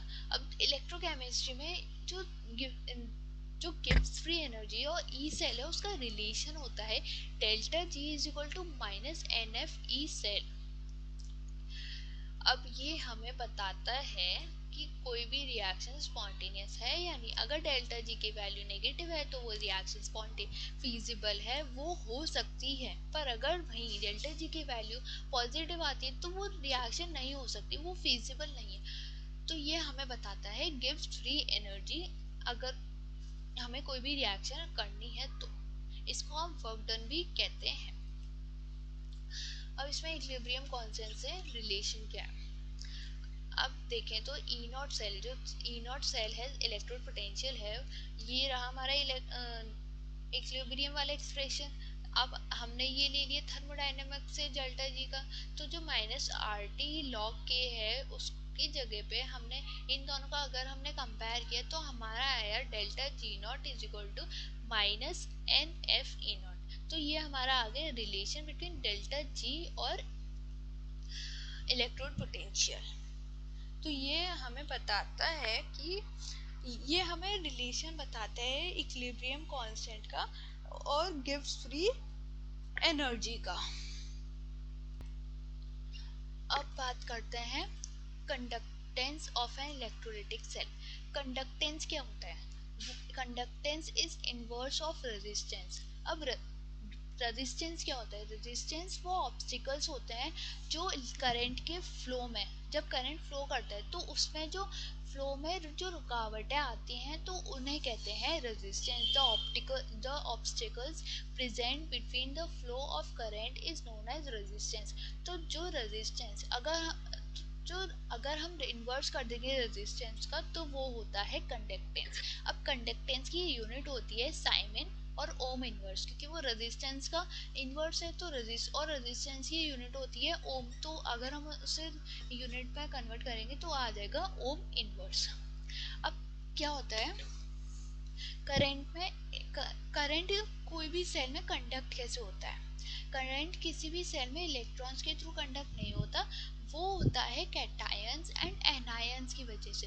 कैटायंस कैथोड की तरफ मूव करती है और जो एनायंस होते हैं, जो नेगेटिव चार्ज आयंस होते हैं, वो एनोड की तरफ मूव करते हैं। तो इनकी जो मूवमेंट हुए आयंस के अपोजिटली चार्ज आयंस के मूवमेंट की वजह से करंट फॉर्म होता है, ना कि इलेक्ट्रॉन्स की वजह से। अगर ज्यादा आयंस मूव करेंगे तो हायर कंडक्टेंस होगी। कंडक्टेंस रेजिस्टेंस का उल्टा होता है, तो कंडक्टेंस को हम ऐसे भी बोल सकते हैं, ये प्रेफर करता है फ्लो ऑफ करंट को। ओके, अब बात करते हैं कुछ फैक्टर जो कंडक्टेंस को अफेक्ट करते हैं। Distance of electrode. अगर इलेक्ट्रोड्स ज़्यादा दूर हुए तो उनके बीच में जो डिस्टेंस हुई वो ज़्यादा होगी, जिसकी वजह से जो आयंस है वो उन्हें ज़्यादा टाइम लगेगा एक दूसरे तक पहुंचने, इंटरैक्ट करने में। तो जो कंडक्टेंस होगा वो लो हो जाएगा, क्योंकि जो करंट होगा वो डिक्रीज हो जाएगा। उसका जो करंट होगा वो मतलब उसका जो फ्लो होगा वो थोड़ा सा कम हो जाएगा, क्योंकि वो उनकी जो इलेक्ट्रोड्स है वो ज़्यादा दूर है, तो आयंस में ज़्यादा टाइम लगेगा एक दूसरे से इंटरैक्ट करने में, तो कंडक्टेंस लो हो जाएगा। Area of cross section. अगर लार्जर एरिया है तो आयन ज़्यादा फ्लो होंगे, तो जो कंडक्टेंस होगा वो भी ज़्यादा हो जाएगा। Nature of electrolyte. अगर स्ट्रॉन्ग इलेक्ट्रोलाइट है तो आयन ज़्यादा फॉर्म होंगे, तो कंडक्टेंस होगा वो हाई होगा। अगर वीक इलेक्ट्रोलाइट है तो आयंस हो गए वो कम फॉर्म होंगे, तो जो उसका कंडक्टेंस हो वो लो हो जाएगा। अब कंसेंट्रेशन, अगर ज़्यादा कंसेंट्रेट है तो ज़्यादा आयंस होंगे, तो कंडक्टेंस इंक्रीज होगा। अब टेम्परेचर, अगर ज़्यादा टेम्परेचर है तो आयन ज़्यादा जल्दी मूव करेंगे, तो जो कंडक्टेंस हुआ वो ज़्यादा हुआ। तो ये कुछ फैक्टर्स हैं जिन पे कंडक्टेंस डिपेंड करता है। अब कंडक्टेंस कितने टाइप्स के होते हैं? कंडक्टेंस 3 टाइप्स के होते हैं: conductivity, molar conductivity, equivalent conductivity. Conductivity क्या होता है? कंडक्टिविटी को हम बोलते हैं स्पेसिफिक कंडक्टेंस। ये क्या होता है? कंडक्टिविटी का फॉर्मूला होता है जिसको हम K से रिप्रेजेंट करते हैं, वो होता है 1/R L इंटू A। तो बेसिकली स्पेसिफिक कंडक्टिविटी को स्पेसिफिक कंडक्टेंस भी बोलते हैं। तो स्पेसिफिक कंडक्टेंस और कंडक्टिविटी क्या होता है? ये कंडक्टेंस होता है जब कोई भी कंडक्टर 1 मीटर लेंथ का हो और 1 मीटर स्क्वायर 1 सेंटीमीटर लेंथ का और 1 सेंटीमीटर स्क्वायर एरिया को, तब जो कंडक्टेंस मेजर हुआ तो उसे हम कहेंगे कंडक्टिविटी और स्पेसिफिक कंडक्टेंस। इसकी यूनिट होती है साइमन सेंटीमीटर इनवर्स। ये number of ions per unit volume पर डिपेंड करता है, और जब डाइल्यूशन होता है तब ये डिक्रीज हो जाता है और कंसंट्रेशन पे कंडक्टिविटी इंक्रीज हो जाती है। सेकंड आता है मोलर कंडक्टिविटी। क्या होती है? 1 मोल इलेक्ट्रोलाइट का अगर हम कंडक्टेंस निकालेंगे तो वो जो कंडक्टेंस आएगा उससे हम कहेंगे मोलर कंडक्टेंस। लैम्डा एम इसका फॉर्मूला होता है lambda M is equal to K into 1000 upon C. C is for concentration. जब डाइल्यूशन होता है तब मोलर कंडक्टिविटी इंक्रीज होती है, और जब कंसेंट्रेट होता है तो मोलर कंडक्टिविटी डिक्रीज होती है। जो स्ट्रॉन्ग इलेक्ट्रोलाइट होते हैं उसके लिए मोलर कंडक्टिविटी थोड़ी सी ही इंक्रीज होती है, पर जो वीक इलेक्ट्रोलाइट होता है उसके लिए मोलर कंडक्टिविटी बहुत ज़्यादा इंक्रीज होती है। अब third one is equivalent conductance. Equivalent conductance क्या होता है? 1 ग्राम इक्विवेलेंट इलेक्ट्रोलाइट का जब हम कंडक्टेंस फाइंड आउट करते हैं, तब जो कंडक्टेंस हमने निकाला उसे हम बोलते हैं इक्विवेलेंट कंडक्टेंस। इसका फॉर्मूला होता है equivalent conductance is equal to K into 1000 upon N. N is for normality. इसकी एसआई यूनिट होती है siemens centimetre square per equivalent. ये हमने पढ़ लिया टाइप्स ऑफ कंडक्टेंस। अब लिमिटिंग एक टर्म आता है, लिमिटिंग मोलर कंडक्टेंस क्या होता है? जब हम मोलर कंडक्टेंस डिटरमाइन करते हैं, अगर हम इलेक्ट्रोलाइट की जो कंसेंट, अगर हमने इलेक्ट्रोलाइट को इनफाइनाइट डाइल्यूट कर दिया और हमने तब उसकी मोलर कंडक्टिविटी निकाली, तब जो मोलर कंडक्टेंस हमने निकाली तो उससे हम कहेंगे limiting molar conductance. Molar conductance find at infinite dilution is known as limiting molar conductance. इसमें क्या होता है, एट दिस स्टेज जब हम लिमिटिंग मोलर कंडक्टेंस निकालते हैं, तब जो आयंस होते हैं वो इंडिपेंडेंट होते हैं और उनकी जो इंटर आयनिक इंटरेक्शन होती है वो कोई प्रेजेंट नहीं होती है, एब्सेंट होती है। अब स्पेसिफिक कंडक्टेंस क्या होता है, वो हाई नंबर ऑफ आयंस पर डिपेंड करता है और जो डाइल्यूशन होता है वो डिक्रीज हो जाता है। पर मोलर कंडक्टेंस होता है वो टोटल आयंस पर मोल्स पे डिपेंड करता है और डाइल्यूशन पे इंक्रीज होता है। और जो इक्विवेलेंट कंडक्टेंस होता है वो डिपेंड करता है इक्विवेलेंट पे, पर इक्विवेलेंट पे मतलब एन नॉर्मेलिटी। और जब डाइल्यूशन होता है तो वो इंक्रीज हो जाता है। तो ये हमने पढ़ लिया टाइप्स ऑफ कंडक्टेंस। अब एक टर्म आता है सेल कांस्टेंट। सेल कांस्टेंट क्या होता है, ये हमने डिराइव किया from Ohm's law. Ohm's law क्या होता है, ओम्स लॉ स्टेट करते हैं V is directly proportional to I R. हमने R निकाला, R is equal to V, R is equal to V upon I। अब हमने क्या किया, जो कंडक्टेंस होता है वो इनवर्सली प्रोपोर्शन होता है R के। अब हमने इसी से जो L बाई A है, हमने इसी से एक सेल कांस्टेंट वाला टर्म निकाला। ये रेशियो होता है distance between two electrode and the area of cross section. इसकी एसआई यूनिट होती है सेंटीमीटर इनवर्स और मीटर इनवर्स। इसका फॉर्मूला होता है conductivity is equal to G into cell constant. ये हमें हेल्प करता है सेल कांस्टेंट फाइंड आउट करने में। अब आता है हम किसी भी आयनिक सॉल्यूशन का हम जो कंडक्टेंस है वो कैसे फाइंड आउट कर सकते हैं। वो हम कर सकते हैं Wheatstone bridge. Wheatstone bridge physics में भी हेल्प करता है फॉर डिटरमाइनिंग रेजिस्टेंस। तो हम ऐसे रेजिस्टेंस क्या होता है, resistance is inversely proportional to conductance. तो हम क्या करते हैं, व्हीटस्टोन ब्रिज से हम रेजिस्टेंस निकाल ले, उसको इन्वर्स कर देते हैं, जिसकी वजह से हम कंडक्टेंस फाइंड आउट कर लेते हैं। तो व्हीटस्टोन ब्रिज होता क्या है, व्हीटस्टोन ब्रिज एक इलेक्ट्रिकल सर्किट होता है जिसमें 4 रेजिस्टेंस होते हैं, R1, R2, R3 and R4। जिसमें जो R4 होता है, कोई भी एक रेजिस्टेंस होता है वो अननोन होता है, और जो बाकी 3 होते हैं, बाकी 3 रेजिस्टेंस नोन होते हैं, और जिसकी वजह से जो अननोन रेजिस्टेंस है वो फाइंड कर लेते हैं। और इसमें ये नेटवर्क होता है, ये वायर के थ्रू कनेक्ट होता है इन सीरीज। और इनके जो बीच में प्रेजेंट होते हैं, इसमें गैल्वेनोमीटर प्रेजेंट होता है जो डिफ्लेक्शन शो करता है। अब जब बैलेंस कंडीशन आती है तो R1 upon R2 is equal to R3 upon RH। अब जो RH है वो अननोन रेजिस्टेंस है, और जो R1, R2 एंड R3 है वो नोन रेजिस्टेंट है। तो हम इसकी हेल्प से हम RH की वैल्यू फाइंड कर लेंगे, और अगर RH को हम इन्वर्स कर देंगे तो वो हमें मिलेगा कंडक्टेंस। तो व्हीटस्टोन ब्रिज हमें हेल्प करता है for finding conductance of a cell. Okay, conductance के बारे में हमने पढ़ लिया। सेल कांस्टेंट के बारे में हमने भी पढ़ा। It is defined as the ratio of length and area of electrodes. अब बात करते हैं कंडक्टेंस वैरी कैसे करता है। कंडक्टेंस किन पे डिपेंड करता है, किन के चेंज होने पे कंडक्टेंस भी चेंज होता जाता है। कंडक्टेंस रेजिस्टेंस के इनवर्सली प्रोपोर्शनल होता है। कंडक्टेंस को G से डिनोट करते हैं। तो अगर रेजिस्टेंस चेंज होगा तो कंडक्टेंस भी चेंज होगा। अगर रेजिस्टेंस बढ़ेगा तो कंडक्टेंस कम होगा, पर अगर रेजिस्टेंस कम होगा तो कंडक्टेंस इंक्रीज होगा। इन दोनों का इनवर्स रिलेशन होता है। अब दूसरी बात करें variation with dimensions of conductance. अब जो रेजिस्टेंस होता है, resistance is equal to rho L by A. अब रेजिस्टेंस की जगह पे हम अगर ये फॉर्मूला रखेंगे तो ए अपॉन रो एल, ए अपॉन रो एल। तो अगर हम एरिया और लेंथ है कंडक्टर की, अगर वो चेंज करेंगे तो जो कंडक्टेंस है वो भी चेंज हो जाएगा। वो डायरेक्टली प्रोपोर्शनल होता है एरिया के and inversely proportional to length and resistivity. अगर एरिया बढ़ेगा तो कंडक्टेंस भी बढ़ेगा, पर अगर रेजिस्टिविटी और length of a conductor decrease होगी तो जो कंडक्टेंस है वो डिक्रीज वो इंक्रीज हो जाएगा, क्योंकि इन दोनों का इनवर्स रिलेशन है। अब थर्ड फैक्टर आता है ये टेम्परेचर चेंज होने पर ये वैरी करता है।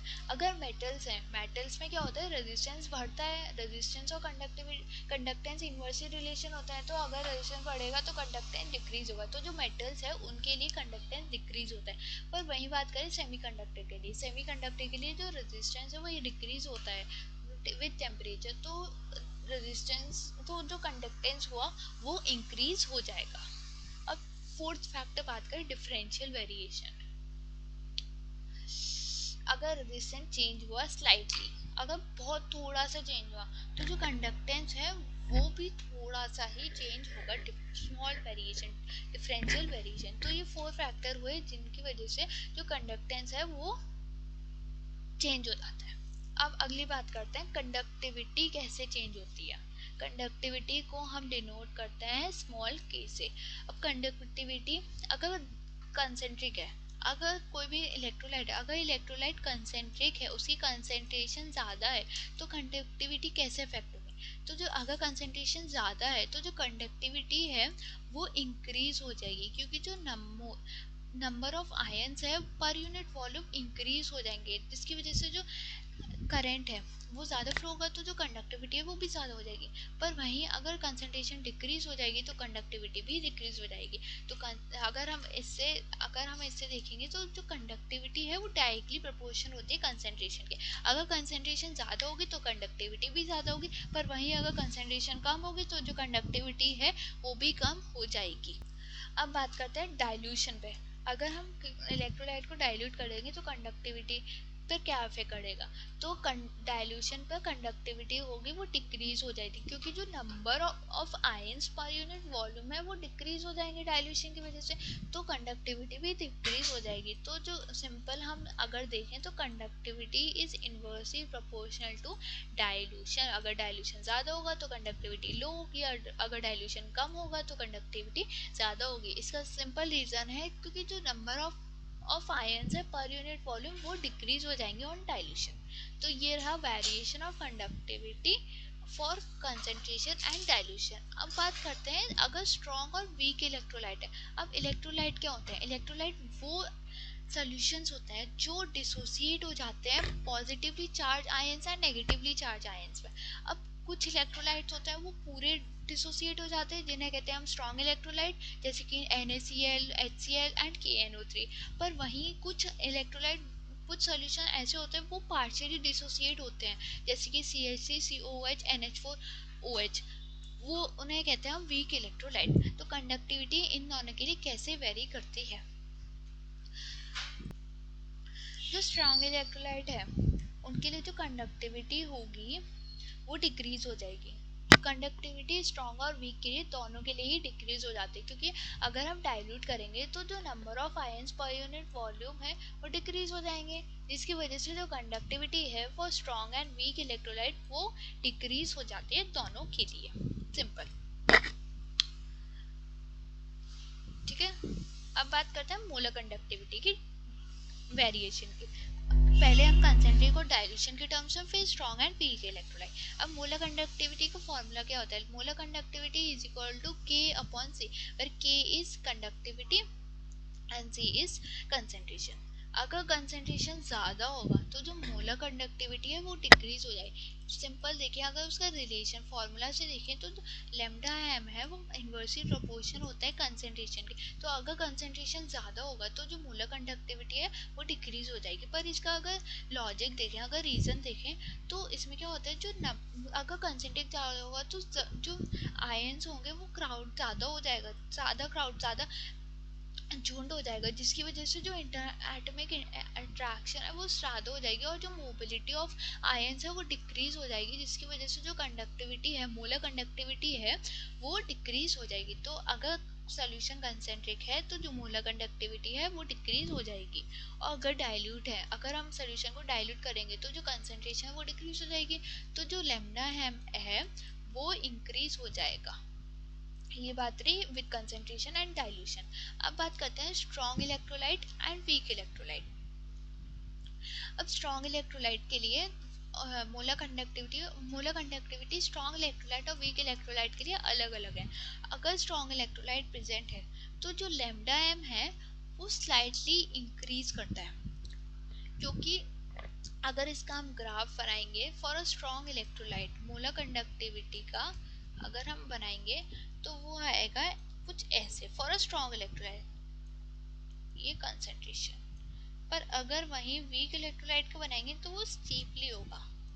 ये इसका रीजन देखिए, क्योंकि जो स्ट्रॉन्ग इलेक्ट्रोलाइट है उनका जो इनकी जो वो है उनका स्ट्रॉन्ग इलेक्ट्रोलाइट क्या होता है, वो फुली डिसोसिएट हो जाता है, वो पहले से ही डिसोसिएट प्रेजेंट होता है। तो अगर हम डाइल्यूट करेंगे तो इंटरएटमिक फोर्स होती है वो डिक्रीज हो जाती है, तो आयनिक मोबिलिटी इंक्रीज हो जाती है, जिसकी वजह से जो मोलर कंडक्टिविटी है वो इंक्रीज हो जाती है ग्रेजुअली, एकदम से इंक्रीज हो जाती है। पर अगर हम वीक इलेक्ट्रोलाइट देखें तो जो लैम्डा एम है वो शार्पली डिक्रीज होती है, वो नॉन लीनियर बनाती है कर्व। ये इससे क्योंकि जो डिग्री ऑफ डिसोसिएशन होती है वो इंक्रीज होता है, पर वो जो डिग्री ऑफ डिसोसिएशन होता है वो धीरे धीरे होता है, जिसकी वजह से जो लैम्डा एम है वो ड्रामेटिकली मतलब वो धीरे धीरे कभी कम कभी ज़्यादा, नंबर ऑफ आयन ज़्यादा होता है, मोबिलिटी ज़्यादा होती है, जिसकी वजह से वो इंक्रीज होती है पर धीरे धीरे, नॉन लीनियर कर्व बना देती है। तो ये रहा variation of molar conductivity for strong and weak electrolyte. ये रहा हमारा ग्राफ लैम्डा एम और डेल्टा सी, ये रहा स्ट्रॉन्ग इलेक्ट्रोलाइट, ये रहा वीक इलेक्ट्रोलाइट। अब बात करते हैं लिमिटिंग मोलर कंडक्टिविटी की।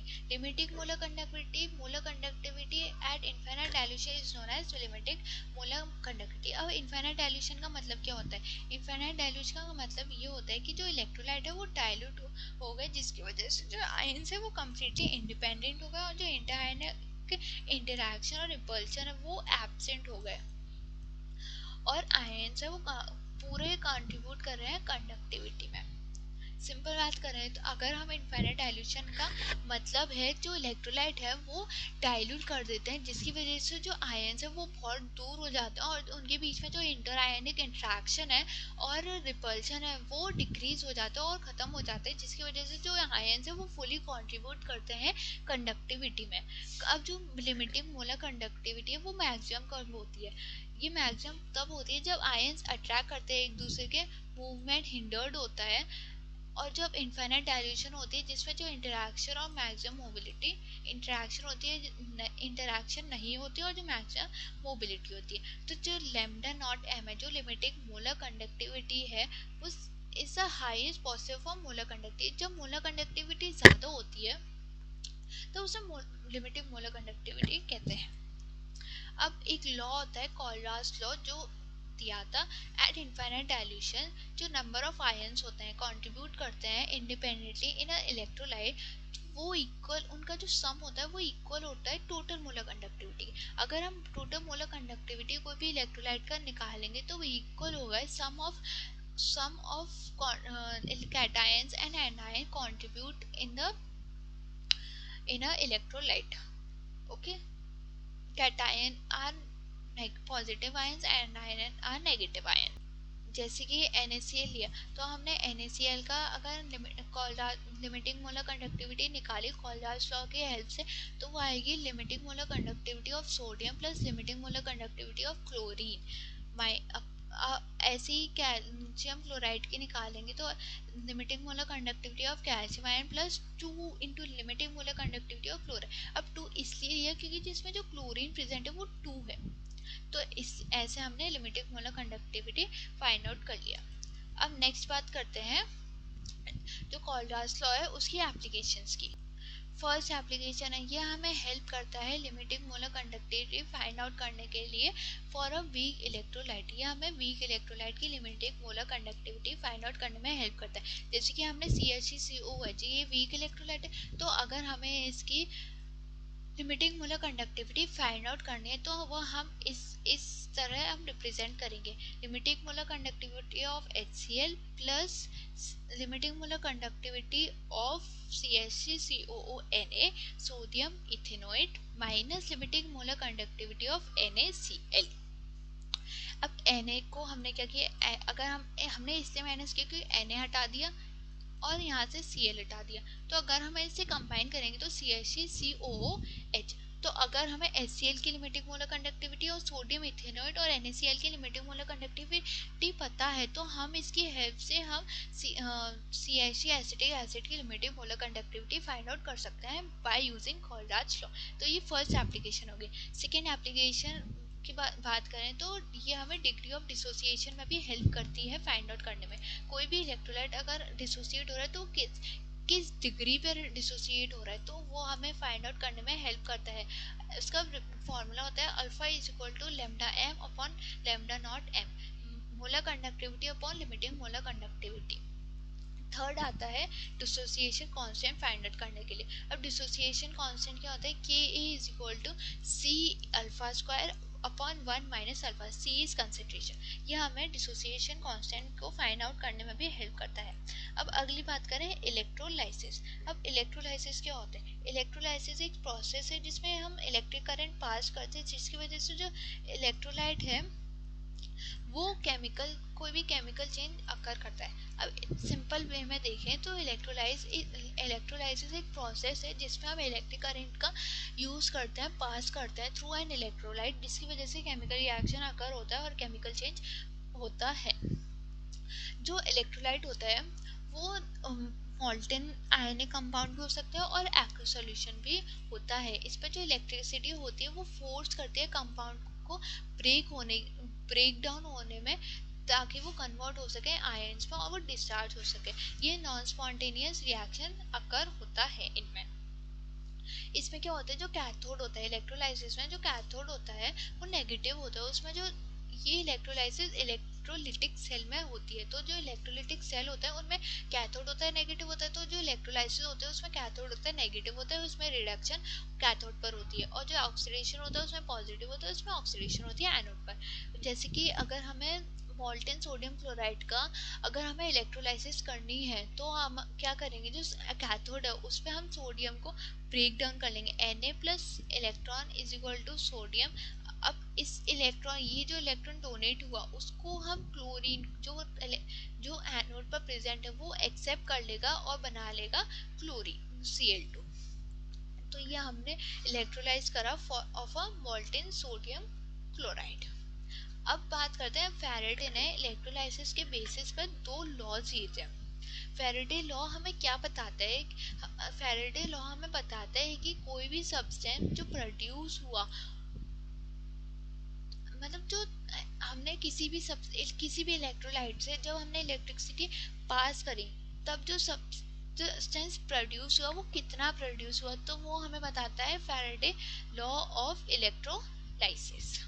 तो उसका फर्स्ट लॉ है, फैराडे का फर्स्ट लॉ हमें बताता है कि अगर हमने कोई भी इलेक्ट्रोलाइट है, अगर हमने उसमें जो इलेक्ट्रिसिटी पास करी, जिसकी इलेक्ट्रिसिटी पास करी, तो जिसकी वजह से जो मास कंप्लीट हुआ इलेक्ट्रोड पर वो डायरेक्टली प्रोपोर्शनल होता है चार्ज पास के। ठीक है, तो m is directly proportional to q charge mass m is mass accumulated at electrode and q is charge। अब q क्या होता है, q is it, अगर ये डायरेक्टली प्रोपोर्शनल का साइन हटाएंगे तो आ जाएगा z i z, और q को अगर एक्सपेंड करेंगे तो आ जाएगा it, तो इसका फॉर्मूला आ जाएगा m is equal to ZIT। तो ये होगा फर्स्ट लॉ ऑफ फैराडे। अब सेकेंड लॉ की हम अगर बात करें तो सेकेंड लॉ क्या होता है, अगर हमने कोई भी दो इलेक्ट्रोलाइट लिए, दो सेल लिए, दो इलेक्ट्रोलाइट लिए, अगर उसमें सेम इलेक्ट्रिसिटी पास हो रही है तो जो मास हुआ इलेक्ट्रोड पर डिपॉजिट वो डायरेक्टली प्रोपोर्शनल होता है इक्विवेलेंट वेट के।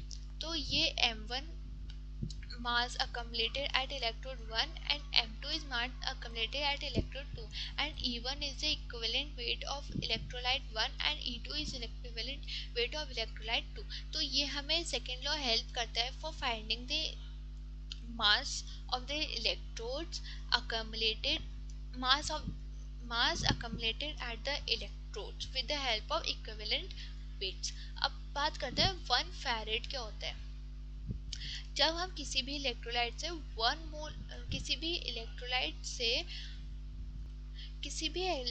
से हम कितना करंट पास करें जिसकी वजह से जो इलेक्ट्रॉन डिपॉजिट हो रहा है वो 1 मोल हो रहा है, उस चार्ज को हम कहेंगे 1 फैरेड। 1 फैरेड होता है 96500 कूलॉम के इक्वल।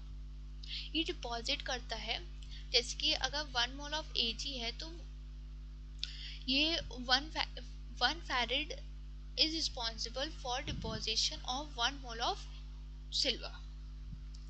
ओके, अब ये बात रही इलेक्ट्रोलाइसिस की और फैराडे के दो लॉ पढ़ लिए। अब आप बात करते हैं जो इलेक्ट्रोलाइज करी उससे हमने जो प्रोडक्ट बने उसके बारे में बात करेंगे।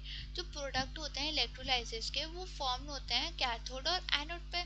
ये कैथोड इसमें होता है वो नेगेटिव होता है और जो एनोड होता है वो पॉजिटिव होता है। अब जो प्रोडक्ट होते हैं इलेक्ट्रोलाइसिस के थ्रू जो हमने फॉर्म हुए वो डिपेंड करते हैं नेचर ऑफ इलेक्ट्रोलाइट पे। इलेक्ट्रोलाइट कैसा है, मॉल्ट स्टेट पे डिपेंड करता है, वो मॉल्टेन स्टेट में या एक्वस स्टेट में। इलेक्ट्रोड्स के नेचर पे डिपेंड करता है, पोजीशन ऑफ आयंस के पर डिपेंड करता है और जो कंसंट्रेशन होती है आयंस भी उस पर डिपेंड करता है। अब होता क्या है इसमें क्या होता है, जो कैथोड होती है उसमें रिडक्शन होता है। रिडक्शन क्या होता है, एक्सेप्टेंस ऑफ इलेक्ट्रॉन। तो जो आयन हुए यहाँ पे वो रिड्यूस हो जाते हैं जिसकी वजह से वो इजीली डिस्चार्ज हो जाते हैं इन अ मॉल्टेन सॉल्ट। अगर कोई मॉल्टेन सॉल्ट है तो जो मेटल कैटायन है वो कैथोड की तरफ चले जाएंगे और रिड्यूस हो जाएंगे। जैसे कि सोडियम आयन है, अगर उसको एक इलेक्ट्रॉन मिल गया तो वो सोडियम बना लेगा, पर अगर एक्वस सॉल्यूशन है तो वो मेटल या आयन या फिर वाटर रिड्यूस हो जाएगा। अगर मेटल ज़्यादा रिएक्टिव है, जैसे कि अगर सोडियम पोटेशियम कैल्शियम और मैग्नीज प्रेजेंट है तो जो हाइड्रोजन गैस होगी वो मेटल पर यूज होगी अगर ज़्यादा रिएक्टिव मेटल प्रेजेंट है तो। अब बात करते हैं एनोड पर। एनोड पे क्या होता है, एनोड पे ऑक्सीडेशन होता है। Oxidation is releasing of electrons. अब बात करते हैं अगर हैलाइड हुए, अगर एनोड पर हैलाइड होते हैं जैसे कि क्लोरो ब्रोमो आयोडो, तो ये क्या होते हैं इनकी जगह पे अगर हैलाइड प्रेजेंट होता है तो हम इसे यूज़ कर देते हैं, पर अगर हैलाइड एब्सेंट होते हैं तो इनकी जगह पे हम वाटर भी यूज़ कर देते हैं, वाटर को ऑक्सीडाइज कर देते हैं टू ऑक्सीजन। ठीक है, तो ये होता है कैथोड पर और एनोड पर इन अ ड्यूरिंग इलेक्ट्रोलाइसिस। अब ये कुछ इलेक्ट्रोलाइट के इलेक्ट्रोलाइसिस हैं जो हमें बताते हैं। जैसे ये एग्जाम में जनरली पूछे जाते हैं। जो इलेक्ट्रोलाइट होता है NaCl का, मान लो उसको अगर हमने इलेक्ट्रोलाइसिस करा तो उसका जो प्रोडक्ट होंगे कैथोड पर क्या होगा एनोड पर क्या होगा ये पूछ लिया जाता है, तो इसको लर्न कर लेना। अब जो कैथोड पे क्या होता है एक रूल फॉलो होता है। अगर मेटल लेस रिएक्टिव है तो यहाँ पे अगर हाइड्रोजन से लेस रिएक्टिव है तो यहाँ पे मेटल डिपॉजिट हो जाएगा, पर वहीं अगर ज़्यादा रिएक्टिव है जैसे सोडियम पोटेशियम कैल्शियम तो हाइड्रोजन उनकी जगह ले लेगा। वहीं एनोड का एक रूल है, अगर हैलाइड है तो वो हैलोजन गैस देंगे, पर अगर हैलाइड के अलावा और कोई है तो वो ऑक्सीजन यूज करेंगे फ्रॉम वाटर, मतलब वाटर ऑक्सीडाइज हो जाएगा और ऑक्सीजन प्रेजेंट कर देगा। अब ये हमने पढ़ लिया सेल्स के बारे में। अब बात करेंगे बैटरीज के बारे में। बैटरीज क्या होता है, बैटरीज एक डिवाइस है जो कन्वर्ट करती है chemical energy to electrical energy through a redox reaction. Batteries क्या होता है, सिंपली बैटरीज कनेक्शन होता है मैनी सेल्स का, जिसमें हम केमिकल एनर्जी को इलेक्ट्रिकल एनर्जी में कन्वर्ट कर देते हैं थ्रू अ रिडॉक्स रिएक्शन। अब टू थ्री टाइप्स की बैटरीज होती हैं, primary battery, secondary battery and fuel battery. Primary battery वो बैटरीज होती हैं जो नॉन रिचार्जेबल होती है, जिसको हम रिचार्ज नहीं कर सकते, जिसमें जो रिएक्शन होता है वो इरिवर्सिबल होता है, और एक बार ये डेड हो गए तो ये हम दोबारा रिचार्ज नहीं कर सकते, जैसे कि ड्राई सेल और लेचरांसिस सेल। ये हमें रिमोट्स और क्लॉक्स में हेल्प करता है। अब सेकेंडरी बैटरीज की बात करें तो ये रिचार्जेबल होती है, इसको हम रिचार्ज कर सकते हैं अगर एक बार ये नॉन अगर ये एक बार ये डिस्चार्ज हो जाती है। इसमें जो रिएक्शन होता है वो रिवर्सिबल होता है। ये प्रेजेंट होता है लेड एसिड बैटरी में और लिथियम आयन बैटरी में।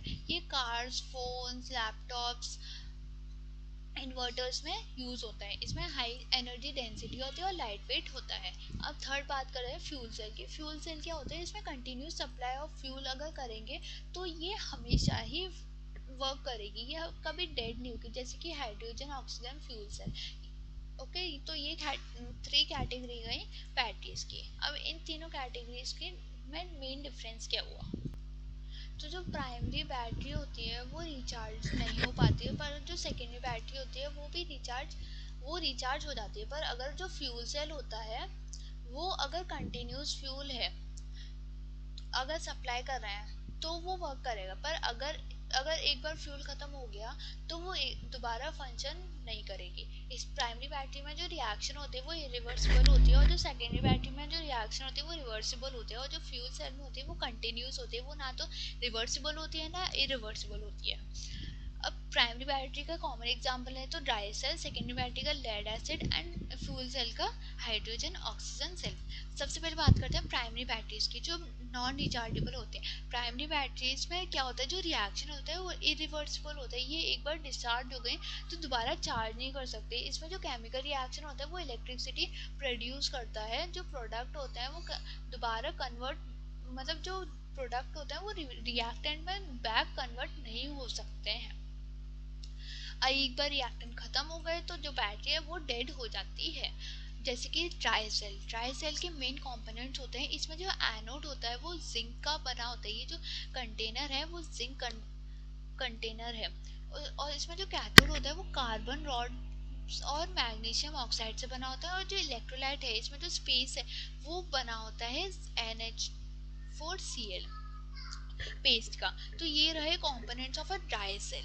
अब इसमें रिएक्शन क्या होता है, इसमें जो जिंक होता है वो जिंक ऑक्सीडाइज हो जाता है इनटू Zn2++2 इलेक्ट्रॉन, और फिर क्या होता है कैथोड पर MnO2 plus ammonium electron accept कर लेते हैं और बना देते हैं MnOOH, और इसको हम ऐड कर देते हैं। फिर हमारी नेट रिएक्शन बनती है Zn plus MnO2 plus NH4 is equal to Zn2 plus Mn plus MnOOH। तो ये हमारी नेट रिएक्शन बन गई फॉर अ ड्राई सेल और अ लेचरांसिस सेल।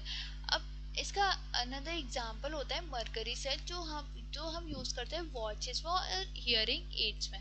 और एक और एग्जांपल होता है एल्कलाइन बैटरी, जिसमें जो जिंक और MnO2 होता है वो यूज करते हैं, जो इम्प्रूव होता है वर्जन ऑफ ड्राई सेल। ये बात रही ड्राई सेल की। अब अगली बात करते हैं सेकेंडरी बैटरीज क्या होता है। सेकेंडरी बैटरी वो बैटरी होती है जो जिनमें जो केमिकल रिएक्शन है वो रिवर्सिबल हो जाता है, जिसकी वजह से ये बैटरीज है वो रिचार्ज हम कर सकते हैं। इसमें जो प्रोडक्ट है उसमें हम क्या करते हैं, जो रिएक्टेंट है उससे प्रोडक्ट बना सकते हैं, और जो प्रोडक्ट है उससे हम रिएक्टेंट बना सकते हैं। अगर अगर बैटरी डिस्चार्ज होगी तो जो केमिकल एनर्जी है वो कन्वर्ट होती है इलेक्ट्रिकल एनर्जी में, पर अगर हम उसे चार्ज करें, जब हम उसे चार्ज करते हैं तो जो वही इलेक्ट्रिकल एनर्जी हम यूज करते हैं for forming chemical energy. Okay, अब इसका मतलब क्या होता है, जो प्रोडक्ट होता है फॉर्म ड्यूरिंग डिस्चार्ज कन्वर्ट हो जाता है रिएक्टेंट में, जिस by by applying external current, जब हम एक्सटर्नल करंट अप्लाई करते हैं, जैसे कि लेड एसिड बैटरी होती है, उसमें जो रिएक्शन होती है वो रिवर्सिबल हो जाती है। उसके कंपोनेंट्स होते हैं, जो एनोड होता है वो लेड होता है और जो कैथोड होता है वो लेड डाइऑक्साइड होता है। लेड डाइऑक्साइड इज PbO2 और जो इलेक्ट्रोलाइट होता है वो सल्फ्यूरिक एसिड होता है। Sulphuric acid is H2SO4। तो ड्यूरिंग डिस्चार्ज, अगर वो डिस्चार्ज होता है, जब बैटरी यूज में होती है, तो जो एनोड पे रिएक्शन होते हैं Pb lead plus sulphate is equal to PbSO4 plus 2 electron, और जो कैथोड पे रिडक्शन होता है वो lead dioxide plus 4 hydrogen plus sulphate plus 2 electron is equal to PbSO4 lead sulphate plus 2 water. ये रिएक्शन चलती है ड्यूरिंग डिस्चार्जिंग, जिसकी वजह से एक एसिड कंसंट्रेशन डिक्रीज हो जाती है और बैटरी वीक हो जाती है। पर वहीं अगर चार्जिंग करते हैं, अगर बैटरी को चार्ज करेंगे तो वो रिएक्शन रिवर्स हो जाती है और जो एक्सटर्नल करंट है वो अप्लाई हो जाता है और जो PbSO4 है वो कन्वर्ट बैक हो जाता है Pb एंड PbO2, जो जिसकी वजह से जो एसिड कंसंट्रेशन है वो इंक्रीज हो जाती है दोबारा। अब ये डायग्राम हुआ लेड एसिड बैटरी। इसमें क्या होता है, जो इलेक्ट्रोलाइट होता है वो सल्फ्यूरिक एसिड होता है, वो 38% सल्फ्यूरिक एसिड सॉल्यूशन होता है, बाकी का परसेंट होता है वो वाटर प्रेजेंट होता है। ये रहा cathode, this is negative plates. इसमें क्या होता है, ये लेड ग्रिड्स होती है वो फिल्ड होती है स्पॉन्जी लेड से। ये पॉजिटिव प्लेट्स हुई, इसमें जो लेड ग्रिड्स होती है वो लेड डाइऑक्साइड से होती है। ये बात करी हमने सेकेंडरी बैटरी की। अब बात करते हैं हम फ्यूल सेल की। फ्यूल सेल क्या होता है, फ्यूल सेल वो सेल होता है जिसमें जो केमिकल एनर्जी है वो हम इलेक्ट्रिकल एनर्जी में कन्वर्ट करते हैं बाय यूजिंग फ्यूल।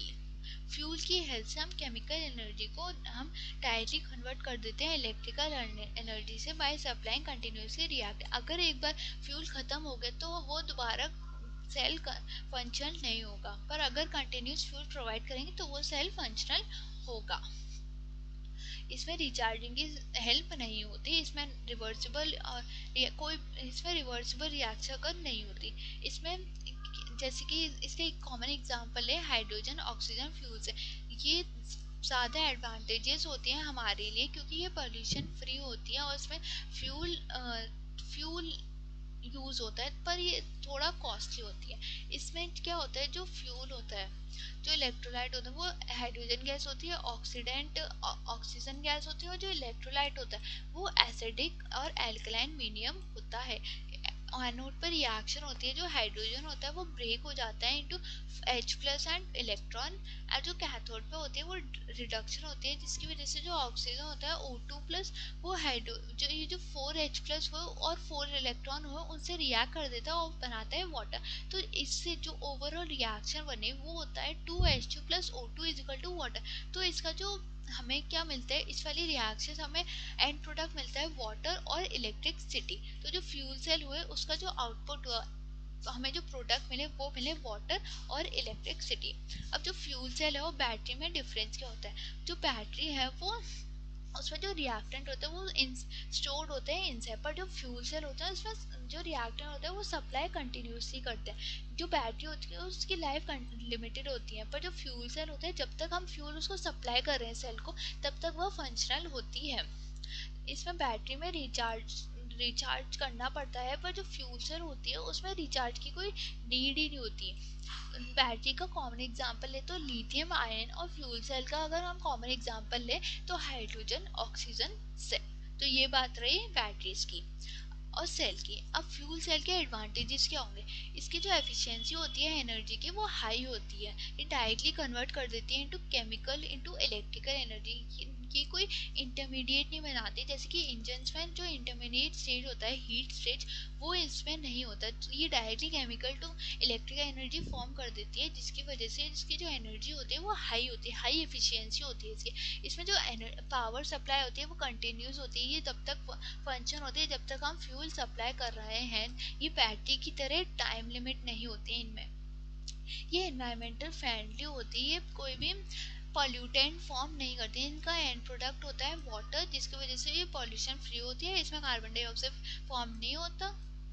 इसकी जो एनर्जी इसकी जो एनर्जी डेंसिटी होती है वो हाई होती है, जिसकी वजह से ये स्पेस मिशन और इलेक्ट्रिकल व्हीकल्स में हेल्प करता है। ये स्टेबल और रिलायबल होता है, ये लॉन्ग कंडीशंस तक फंक्शन कर सकता है। ये हमें क्रिटिकल सिस्टम्स में भी यूज़ कर सकते हैं, जैसे कि अगर स्पेस क्राफ्ट है उसमें ये फ्यूल सेल का हेल्प किया जा सकता है, जिसकी वजह से जो एस्ट्रोनॉट्स वगैरह होते हैं उनको ऑक्सीजन भी प्रोवाइड होती है और पानी भी प्रोवाइड होता है। अब बात करते हैं कोरोजन क्या होता है।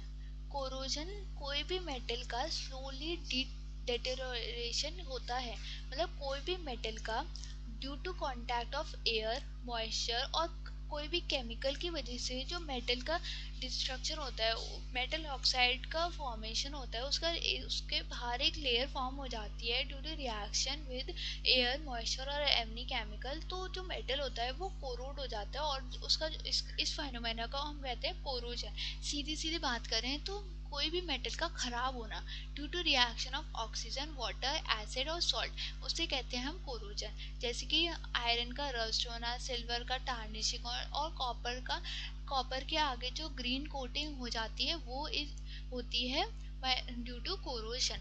अब इसको जो कुछ फैक्टर होते हैं जो कोरोजन को इंक्रीज करते हैं, जैसे कि moisture, salt, acidic environment, impurity जो मेटल में प्रेजेंट होती है और हाई टेम्परेचर।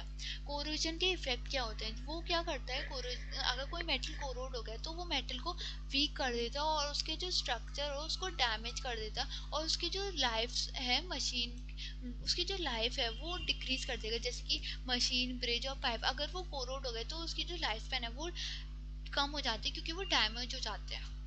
अब इसको प्रिवेंट कैसे कर सकते हैं, हम मेटल को पेंट कर सकते हैं, उसको ऑयल और ग्रीजिंग कर सकते हैं, गैल्वेनाइजेशन कर सकते हैं, एलोइंग कर सकते हैं, इलेक्ट्रोप्लेटिंग, कोई भी मेटल को इलेक्ट्रोप्लेट करके उसके ऊपर कोई भी अदर मेटल लगा के कैथोडिक प्रोटेक्शन, इन तरीकों से हम कोरोजन को प्रिवेंट कर सकते हैं। अब रस्टिंग क्या होता है, अगर आयरन सिंपल बात करें तो अगर आयरन कोरोड हो जाए in the presence of oxygen और वाटर तो उससे हम कहेंगे रस्टिंग, कि वो आयरन का रस्टिंग होगा। Corrosion of iron is simply termed as rusting. अब रस्ट क्या होता है, रस्ट का फॉर्मूला होता है हाइड्रेटेड आयरन ऑक्साइड, इसको एक्सप्रेस करते हैं Fe2O3.XH2O। ये रेडिश ब्राउन फ्लेकी सब्सटेंस होता है जो आयरन के अराउंड प्रेजेंट फॉर्म्ड हो जाता है ड्यू टू कोरोजन। अब कुछ कंडीशंस होते हैं जो रस्टिंग के लिए ज़रूरी होती है, जो अगर रस्टिंग तभी होगा जब ऑक्सीजन और वाटर दोनों प्रेजेंट हो। जब सॉल्ट और एसिड जो सॉल्ट और एसिड रस्ट बनाते हैं बहुत जल्दी, जो सॉल्ट और एसिड अगर मिक्स करके आयरन के कांटेक्ट में आए तो वो रस्टिंग जल्दी फेवर करेंगे। पर अगर बेसिक की रिक्वायरमेंट पर इन्हें ना बेसिक की रिक्वायरमेंट नहीं होती, इनको बस एसिड और सॉल्ट की रिक्वायरमेंट होती है। इसमें जो रिएक्शन होता है एनोड पर क्या होता है, इसमें जो आयरन होता है वो इलेक्ट्रॉन को लूज कर देता है और कन्वर्ट होता है आयन्स में, और जो कैथोड होता है इसी आयन को एक्सेप्ट करके वो बना देता है हाइड्रोक्साइड आयन। अब जिसकी जो ओवरऑल रिएक्शन फॉर्म हो जाती है वो होती है ये, और ये बना देता है रस्ट। अब इसको हम प्रिवेंट कैसे कर सकते हैं, painting, oiling, greasing, galvanisation, alloying and electroplating. तो ये बात रही कोरोजन, रस्टिंग। ये हमने आज पूरा इलेक्ट्रोकेमिस्ट्री का पूरा सारे टॉपिक्स कवर कर लिए। ये रहा 1 पेज रिवीजन। आई होप आपको पूरा चैप्टर क्लियर हो गया होगा। इसको अच्छे से पढ़ना, रिवाइज करना, क्वेश्चंस ट्राई करना। लेक्चर अच्छा लगा हो तो लाइक करें, कमेंट करें, शेयर करें एंड सब्सक्राइब करें। थैंक यू, मिलते हैं नेक्स्ट वीडियो में।